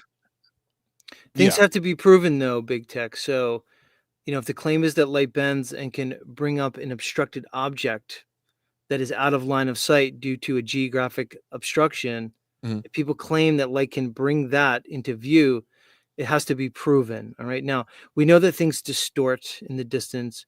We know that when we look into the horizon, there's things like miraging. We know that there's things like refraction and lensing. But to make the claim that things can be taken from behind some type of obstruction, physical obstruction, into one's vision with perfect clarity, and they could be done so consistently, repeatedly. And again, of course, there's atmospheric conditions that need to be taken into consideration. And that along the way, we can basically keep it in our vision, really kind of debunks this idea that refraction can bring things that are obscured by physical objects into our view. And it would have to be on a globe where you'd have a geographic horizon. Now, based on the purported circumference that they give us on this globe of roughly 26,000 miles, give or take, you can kind of do some simple algebra and simple geometry and come up with obviously what the supposed curve would be.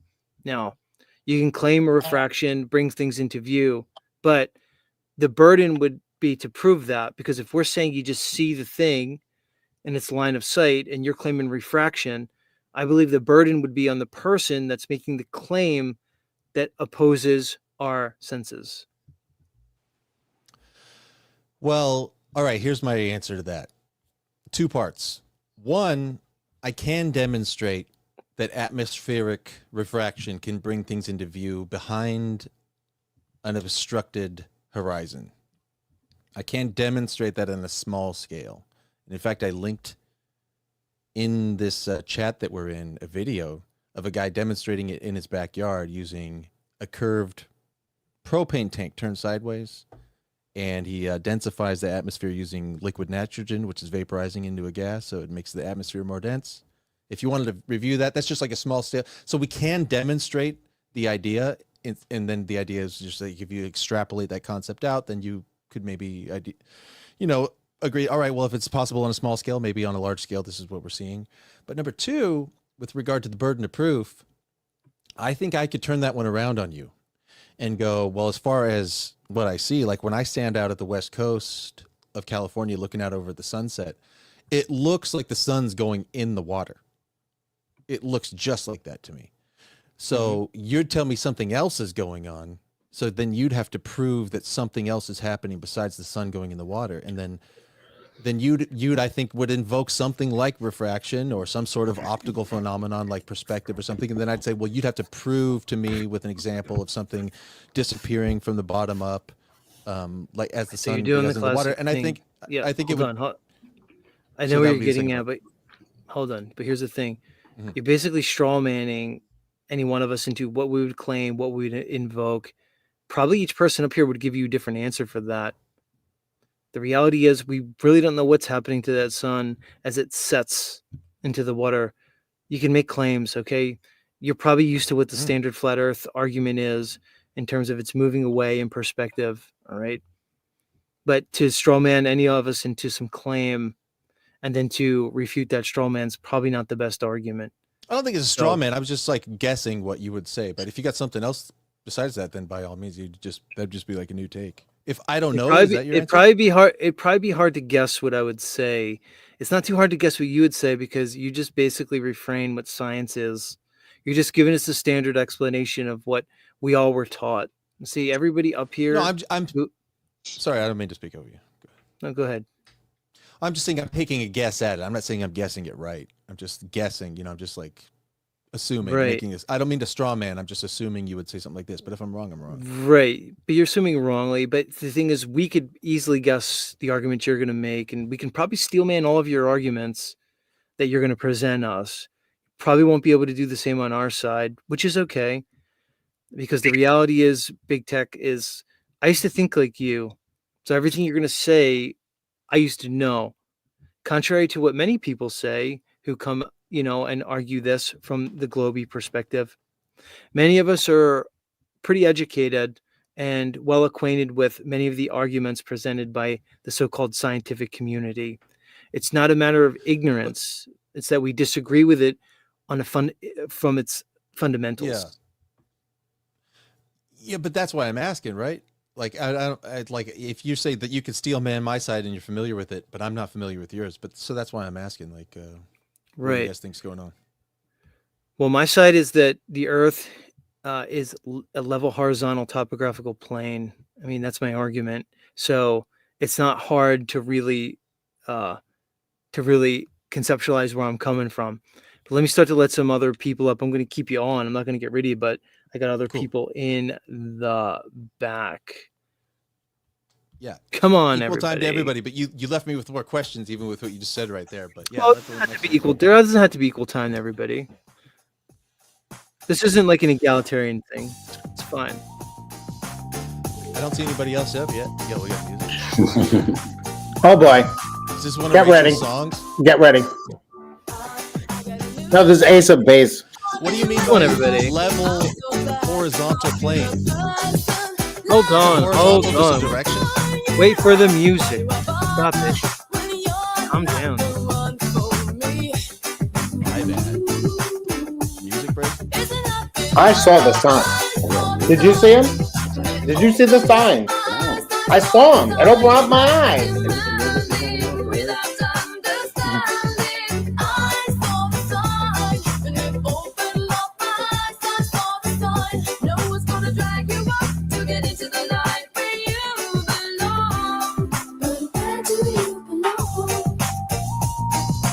Oh, Brenda.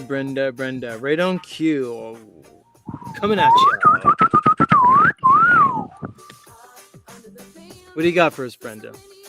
Brenda. I Flerf don't or know why I glurf? have to go through. I'm a globe earther, and I don't know why I have to go through this bullshit. Glurfer. See. Why do I? have to go Say that through again, this bullshit? Brenda. Why do I have to go through this bullshit every time? What's the bullshit? Tell me about it. You and your You signed up for it. No, I did not.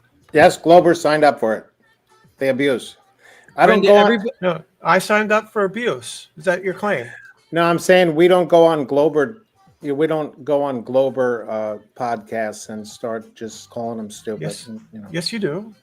No, I don't go on Glober podcasts. I didn't at say all. you. I said flat earthers do that. Yes, they do. Do they do that? Yes, they do. Of course they do. Who? Who does that in Flat Earth? Lots of flat earthers show up in other streams to Globers. I'm not gonna It's lie on- to you, Z-Man. It's on both sides. It's on both sides, right? I didn't know that Flat Earthers went on Glober podcasts. They do. Oh, no. Okay. Then they All got right, too. ladies, They got too hold- much. free Hold time. on, ladies. Hold on.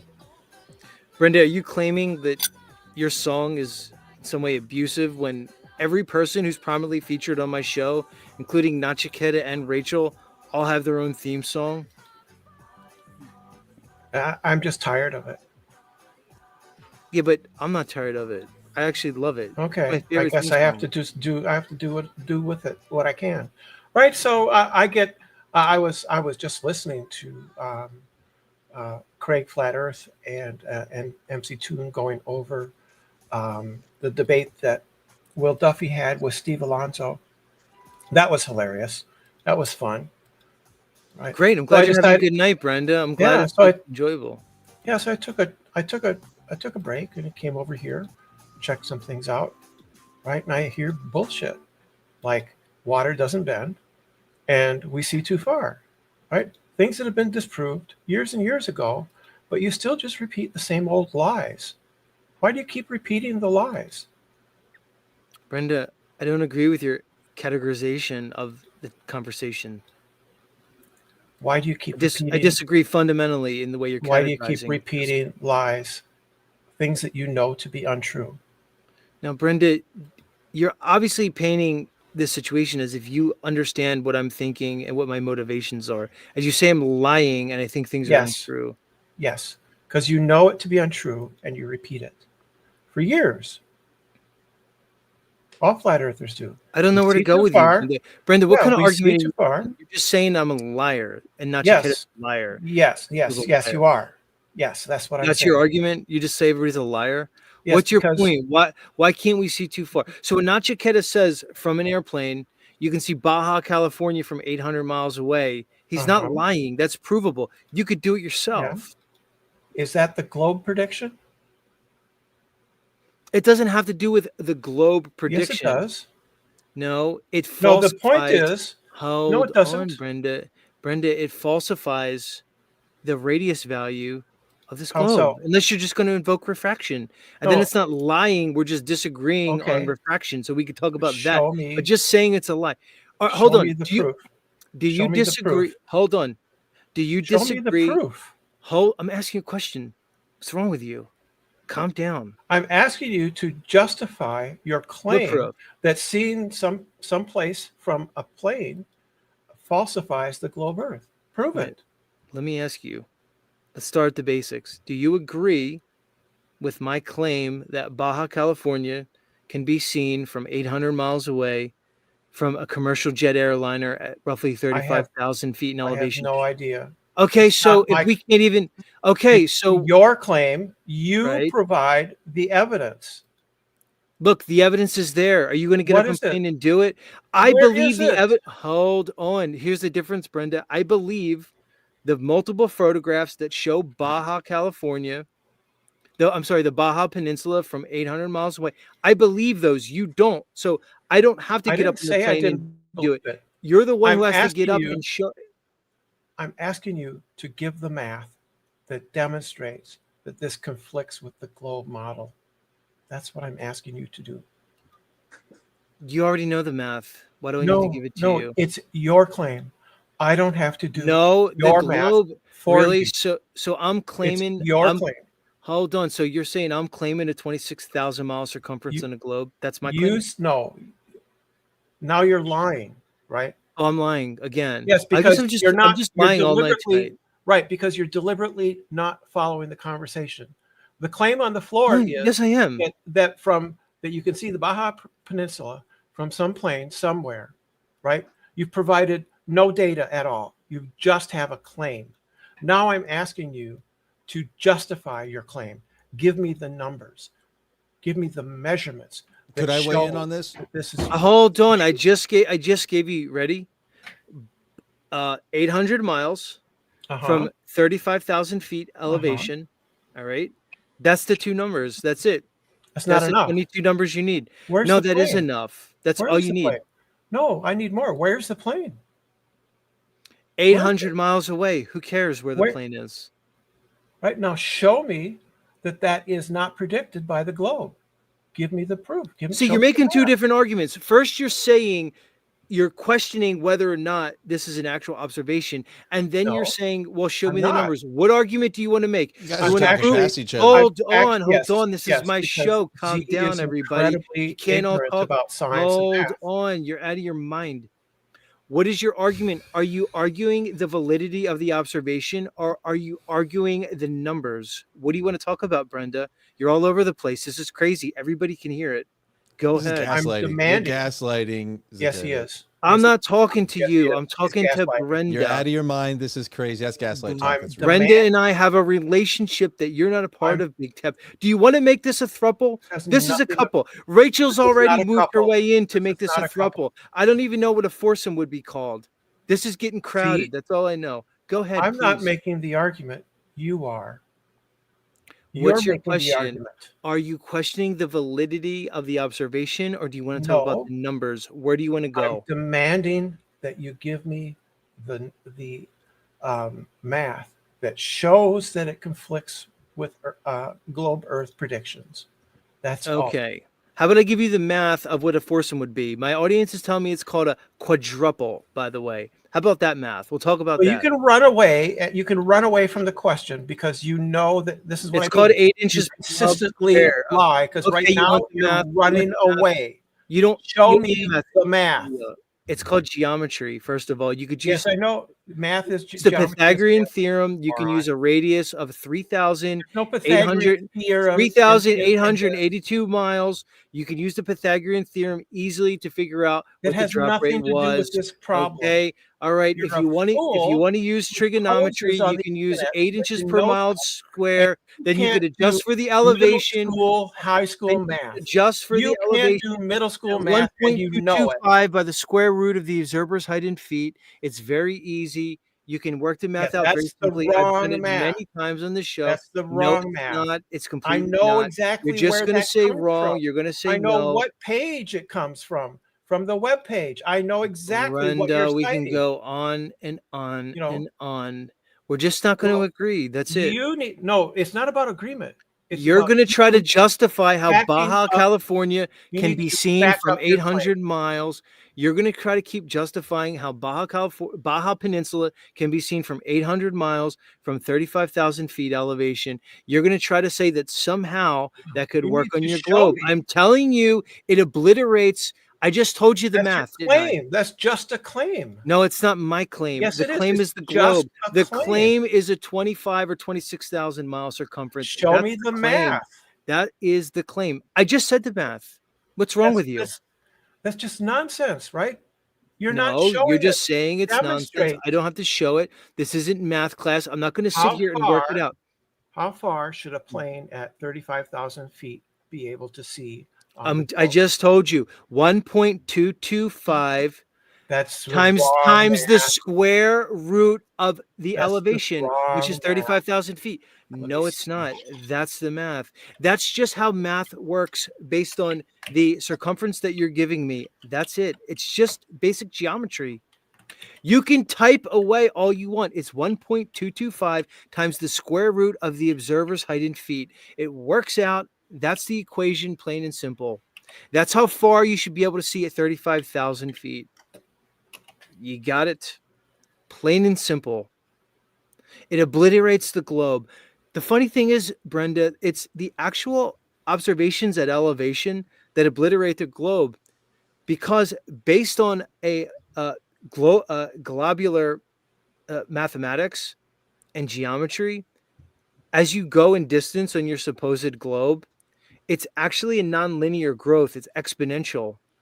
But when you go up in elevation, it's simply linear. No, you just don't know what I'm talking about. You have no clue because I'm way out of your league. That's what you don't understand, That's Brenda. just your delusion. I'm way I out of your league, have and no idea anybody what you're listening to even me could talking look about. up and they will verify exactly what I'm saying. You have How no far clue what you're talking should about. I be able to see, and why should I not be able to see the Baja Peninsula? Right, because you should only be able to see based on the circumference of the globe that you ascribe to. No more me the than math. 1.225 times the square root of the Wrong observer's math height in feet. again. I know I'm sorry, Brenda. exactly. I know exactly where that formula is. Right? I know exactly where it is. Brenda, you're simply wrong It's here, from the Green sweetheart. Flashes website, and it's talking about a No, Brenda, it's geometric. from any 6th grade geometry class. This is You stuff can that's not in simply 6th grade. convert it. You can We didn't simply really convert talk it about into this an in 6th grade. equation. You It's can from the simply Green use the Flashes Pythagorean. website, No, and it's called the talking. Pythagorean theorem, Brenda. No, it's not the It's been Pythagorean known theorem. for This as is the long as only math. thing you ever That's what remembered you don't. from elementary school was the No, it's the only thing that I Pythagorean. need to remember regarding Has nothing to do with conversation, Pythagoras. Brenda. It has nothing to do with Pythagoras. It's plain and simple. This is going on. My audience says this is a loop. I don't like loops. Right. It's because you're refusing to put. This is why we have a problem. You're refusing to justify your claims. You refuse to justify your claims that water doesn't bend. Water is the most bendable substance in the universe. Brenda, I didn't Water claim that. always Nachiketa bends. said it, and he's basically saying that oceans don't convex to a spinning ball. He's completely That's correct. a claim. Can you have any evidence to prove that? That's No, because it's not. No, because you you have to prove the your opposite. claims. You have to back up your claims. Brenda, you're saying that water sticks to a ball. You're the one that has the burden of proof. I simply have No, to show that that's you made physically the claim. impossible. You make the claim that water seeks its own level. Yeah, can you show Water that that's doesn't- impossible? I didn't make that claim. You're just Wa- putting words in my mouth. It obviously does, but you're making a claim for me so now. it is So your that's claim. what we're gonna do. Is it your claim that water seeks its level? Brenda, Why? where do you want to go with this? Why does water move at all? Standing bodies of water. Finally, David Why? showed up.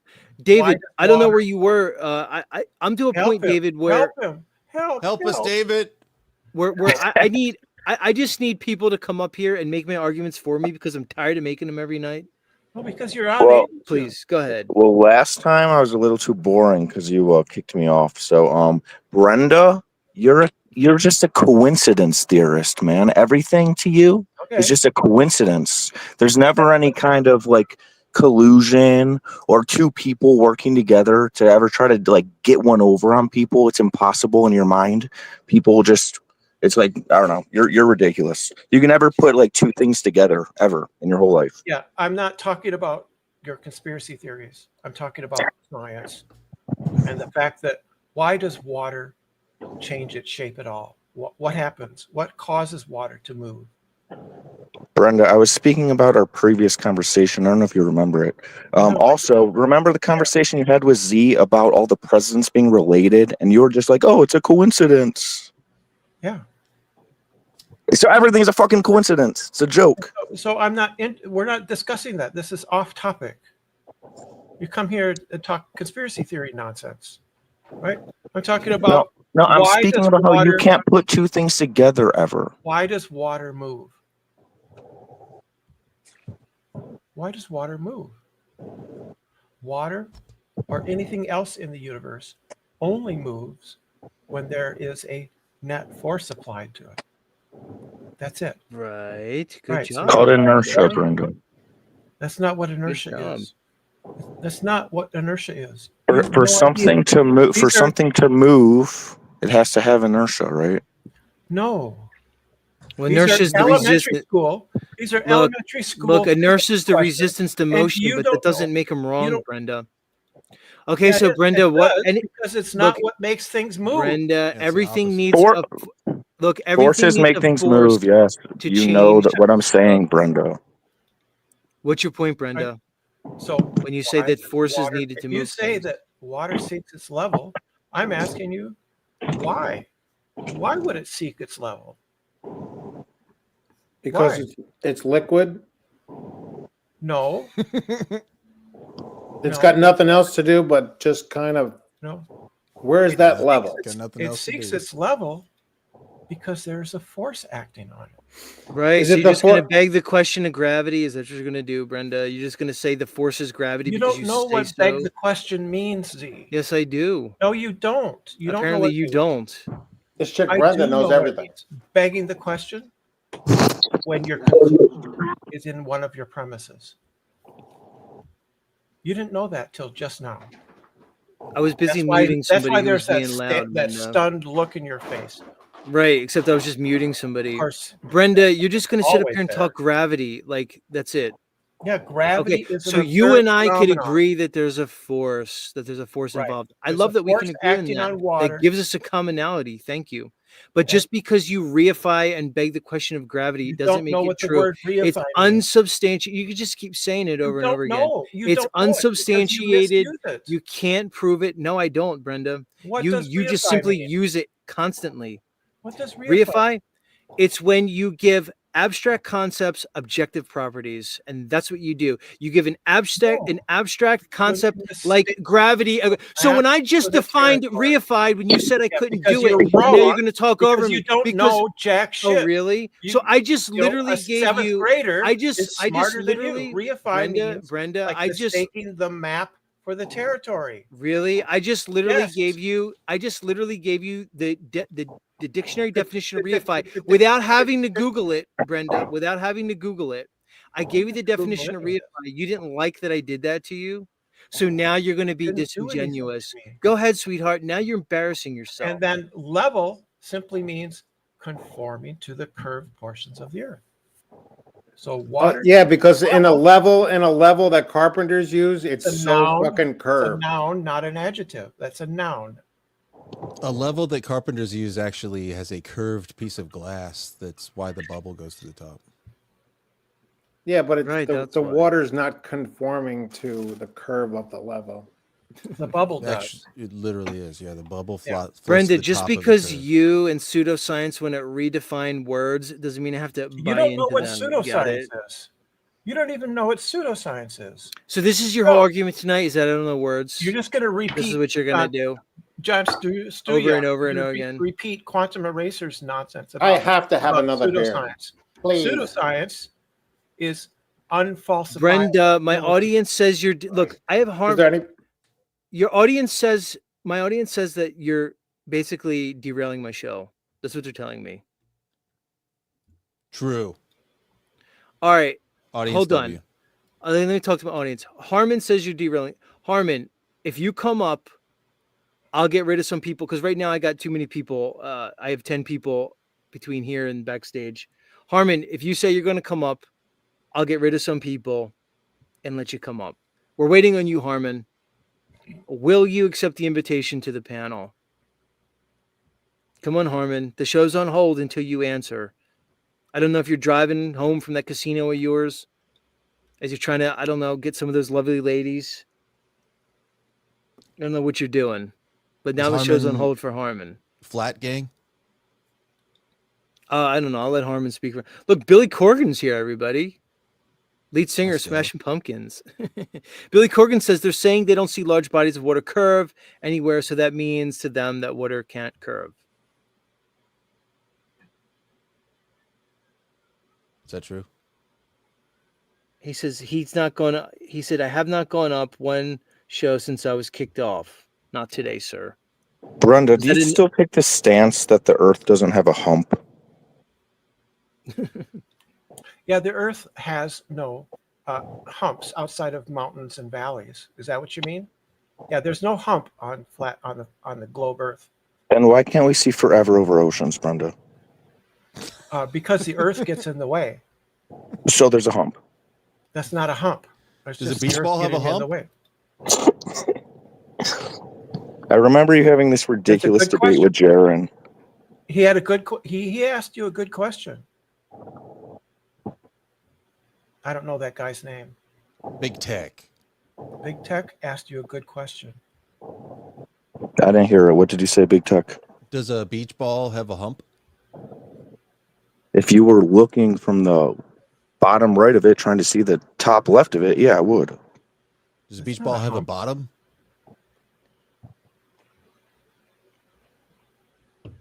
I love these pauses. I love these pauses. They're pure gold. His question is obvious. So. Beach Brenda, balls it's don't so have humps. Brenda, it's so funny that you get up here and think that like you win these arguments. That's the funny part. Say hi. Do you shoot a basketball from the top or from the bottom? Does a beach ball have a hump, Z?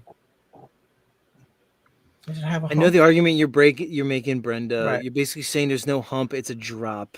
I know what you're saying. Yeah. I get it. The I reason why understand your can't I see argument. So if I'm what? looking at a beach ball, why can't I see the other side of it? It's still a completely absurd argument Why you're can't I see making. the other side? You're It's trying to because justify the impossible things, ball is in the Brenda. way. Because the beach ball is in the way. I can't see the whole thing. I can I'm only already see the getting front bored. I'm side. starting to get bored. It's not good when I get bored on my own show. I don't like it. I can. Hey, do you I want to can't watch the see the video I back. sent in the chat? You might like it. I don't know if you've seen it. I think it's pretty cool. We could talk about it. I mean, you Very could tell short. us more about it. I know what you said, basically. You basically said there was something that was obstructed physically. Somebody used gas to create a situation where it was brought into view. You may or may Yeah. not be right. I'm not sure. But I just basically summarized what you said. I'd have to check that out on my own. Yes, because refraction tends to lift things up in the distance, and they can lift things up over an obstruction. Right, and make them perfectly clear. And it happens in conditions that would not ever promote that. And falls Let me perfectly on the horizon every single time. Yeah, every single time. But there can be no sunsets on a flat Earth.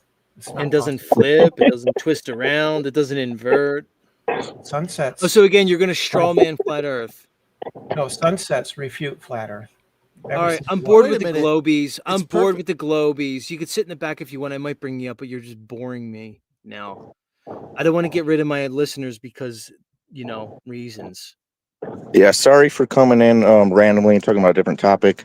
I just jumped in. I was away for a little bit, so I didn't know what you were speaking about. And then you brought me into the panel like instantly, so I didn't even get a second to hear what you guys were talking about. But I remembered what I spoke with Brenda about last time. I had to address some stuff because I didn't get it all out there last time. I want to get back on topic, if we will, regarding tonight's presentation and these FE gatekeepers. And I think here's the problem that was just highlighted by our friends Big Tech and Brenda, is that they watch Dave Weiss come on and Jaron and Austin and the rest of these characters, and they watch him present models and they watch him give arguments to prove flat Earth. And then they use those very arguments to strawman all of us into an untenable position. And this is simply the case with these people. All they have is a straw man, and then they burn the straw man. They can't really argue on its merits. So when I show to Brenda, hold on, I'll give it to you. So when I show to Brenda that based on geometry and the proportions given by the globe Earth that she supports, that the Baja Peninsula should not possibly be able to be visualized from 800 miles away. I don't care how high you go in an airplane. She just wants to basically say, nuh-uh, and invoke some other argument that I'm not even making. Go ahead, David. Yeah, I think sticking to the original stance of the sphere being impossible, and then them giving us random refutations of, oh, how can this work possibly on a flat Earth? They're just trying to distract away from the point that their sphere is impossible. So I think it's a trick. And then the flat Earth gatekeepers, them speaking about models the whole time and trying to conjecture to figure out what's going on.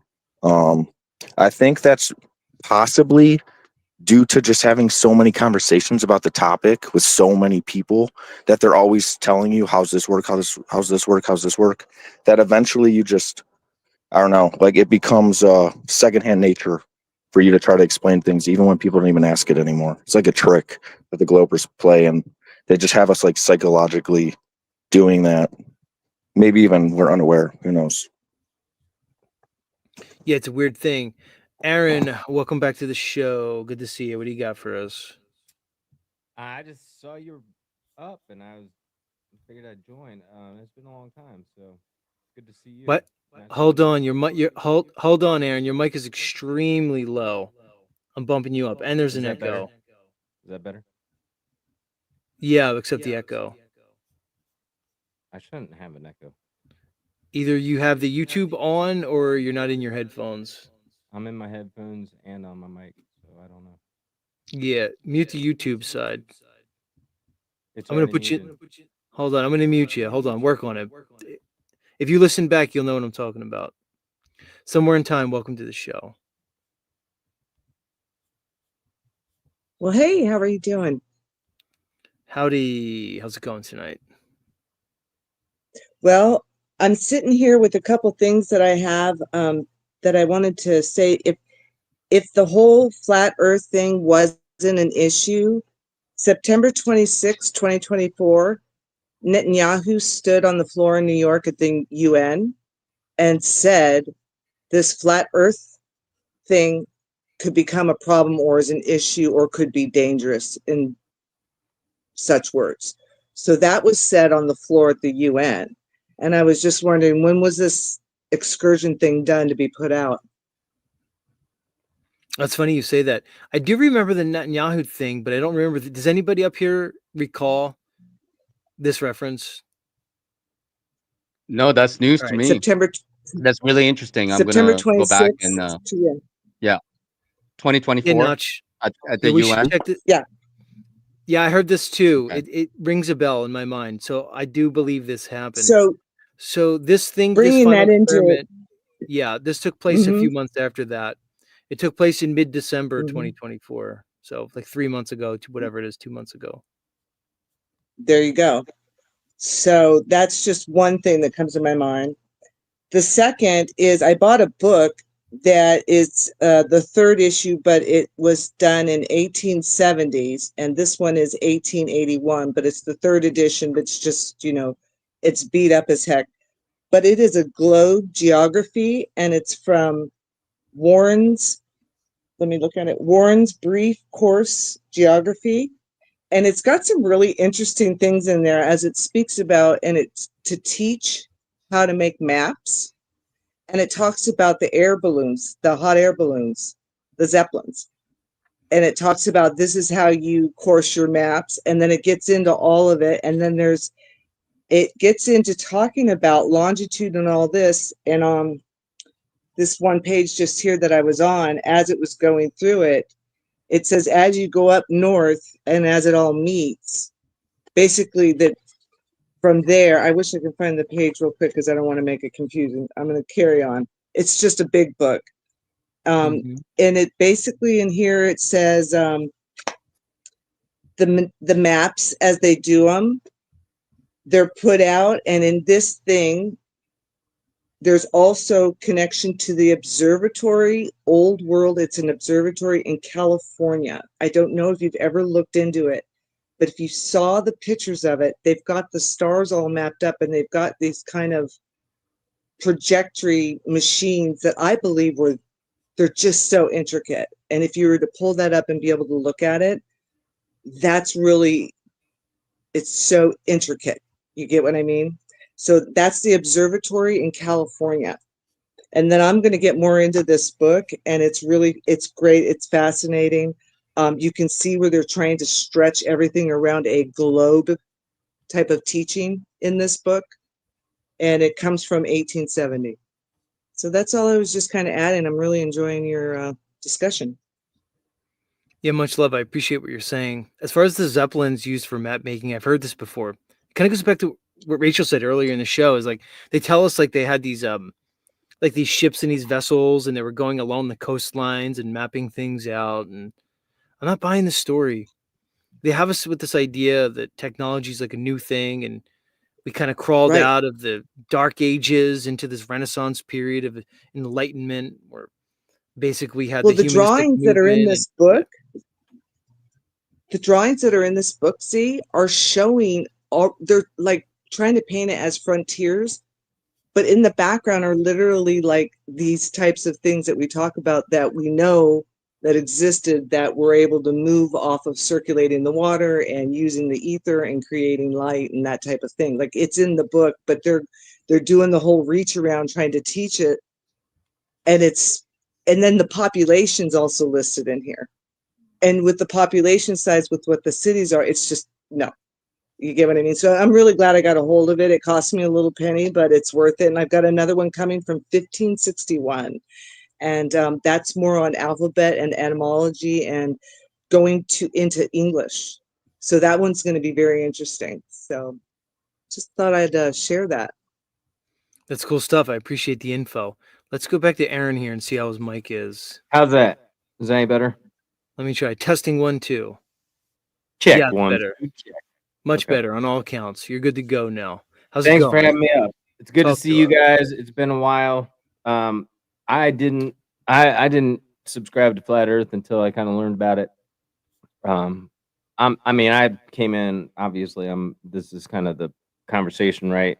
But after being curious about it, I just started doing some research, and I saw there was like over a body of water. I think they were aiming at Chicago with a telescope, and they laid out the math for you that if from the position that they were on the Earth, if the Earth had a curve, you wouldn't be able to see straight across to Chicago. I mean, I think that was the example, but I'm intrigued with it, and I kind of joke about it now to people, like my girlfriend's family kind of thing, and they think I'm a conspiracy theorist because I'm like, we were at the ocean last week in Florida, and I'm like looking across the horizon, and I'm like, looks pretty flat to me, and I'm kind of getting their goat about it, but I tend to believe that the evidence points more toward that, and not only that,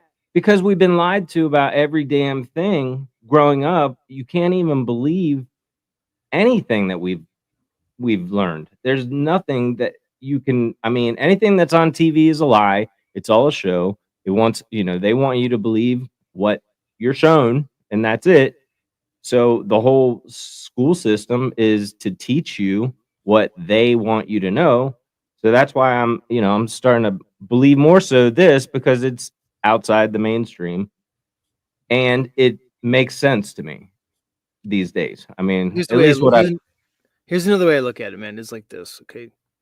People want to be, let's say they have an idea that they're religious or they believe in God. Let me ask you, do you believe in God?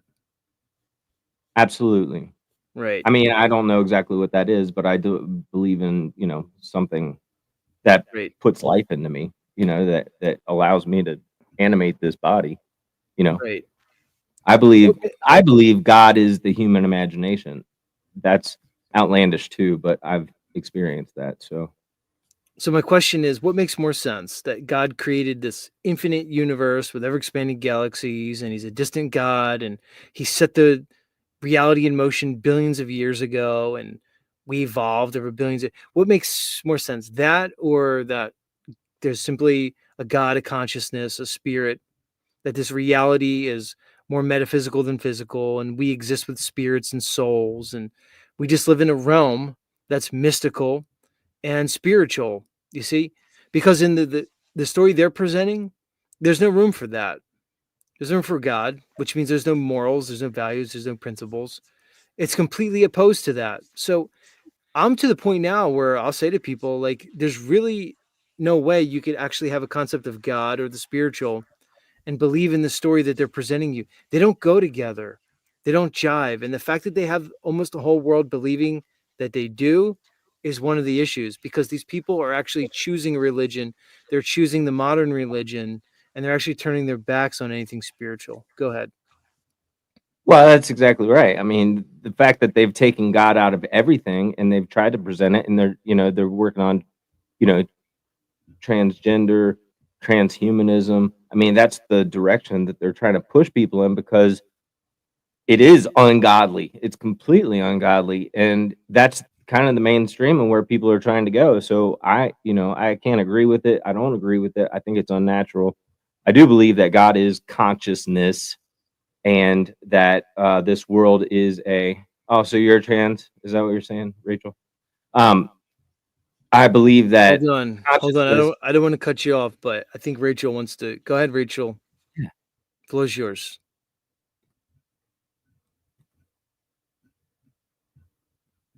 Rachel, can you hear us? Yeah, I'm not gonna bother. Let Jesus Dick say whatever the fuck he wants. Who the fuck cares? Go ahead, Jesus asshole. So I think you might I'm have gonna just triggered butt in and say Rachel. what that book was, Z, if you don't mind. Someone was Go asking ahead. what the book is that I got. It's Go ahead. Let the audience know. Warren's Brief Course in Geography. And this is the third like rendition, but it's from the first. So they had a 1, a 2, and now I've grabbed a hold of the 1881, and the first one was done, I believe, in 1870. Right on. Thank you for that. So Aaron, I don't know, like whatever you're saying got derailed because Rachel, I think, took offense to what you were saying. Here's the Well, thing I, with I just go ahead, go ahead. well, Go I ahead. just can't. I can't sit back and watch what I know not to be right, at least in my beingness. Just like not say anything. I don't think that there's much I can do about anything that's going on in the world personally, but there are certain little things that I can do. And one of those is just stand my ground and support what is again natural. Natural. I mean, you don't see lions in nature. You don't see animals in nature, doing the same sex kind of thing. And the idea that there's like 52 freaking, um, sexual whatever orientations, or you can choose if you want to be a furry, or it's just it's in order to Can you quote more memes? Can you relate. just list more fucking memes?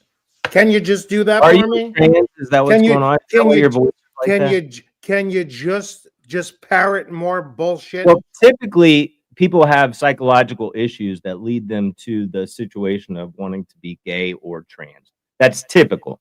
I mean, you can come out gay, I guess. All right. And I think that do you know anybody what? has I think that anybody has the potential to be gay if they're taught that. But you don't teach somebody that you're a girl if you want to be, though you have a penis, and that it's okay that you have sex with guys in the anus. That's it's what's it called, grooming. I mean, and that's not okay. It's not true. And if you teach any 5-year-old anything, you could teach them that murder is okay, and it's not. All right, So fair this is enough. where the Hold on. Your point was made. Rachel, I don't think Rachel wanted to engage in that conversation, so she excused herself. Much love, Rachel. Come talk to us again. All right, everybody, I'm going to let the panel go and give my closing thoughts. Blessings to everybody. Thanks for being here. I appreciate each and every one of you guys for coming up here. It's not easy to put yourself out in front of people and present yourself authentically, so I appreciate it. So thanks, every one of you guys. Come talk to me again. Take Much care. love. Bless up. Thank you so much, Z. Good I seeing didn't you. mean to end your stream, bro. Thanks for having me up. I'll see you. You didn't again. end my stream. Dude, listen, I don't mind controversy. It's fine. You're allowed to speak your mind, okay? As long as you abide by community guidelines. If I have you up here, I want you to say what's on your mind. So don't feel like that. It wasn't like that, man. I appreciate it. Yeah. And Rachel, if she's watching this or watching it back, I love all people, no matter what. That's it. I love everybody. I just don't think that you should be teaching children crap. That's all. Anyway, y'all have a good night. We'll catch you on another one. Blessings. It's Aaron, everybody. I haven't talked to him in a while.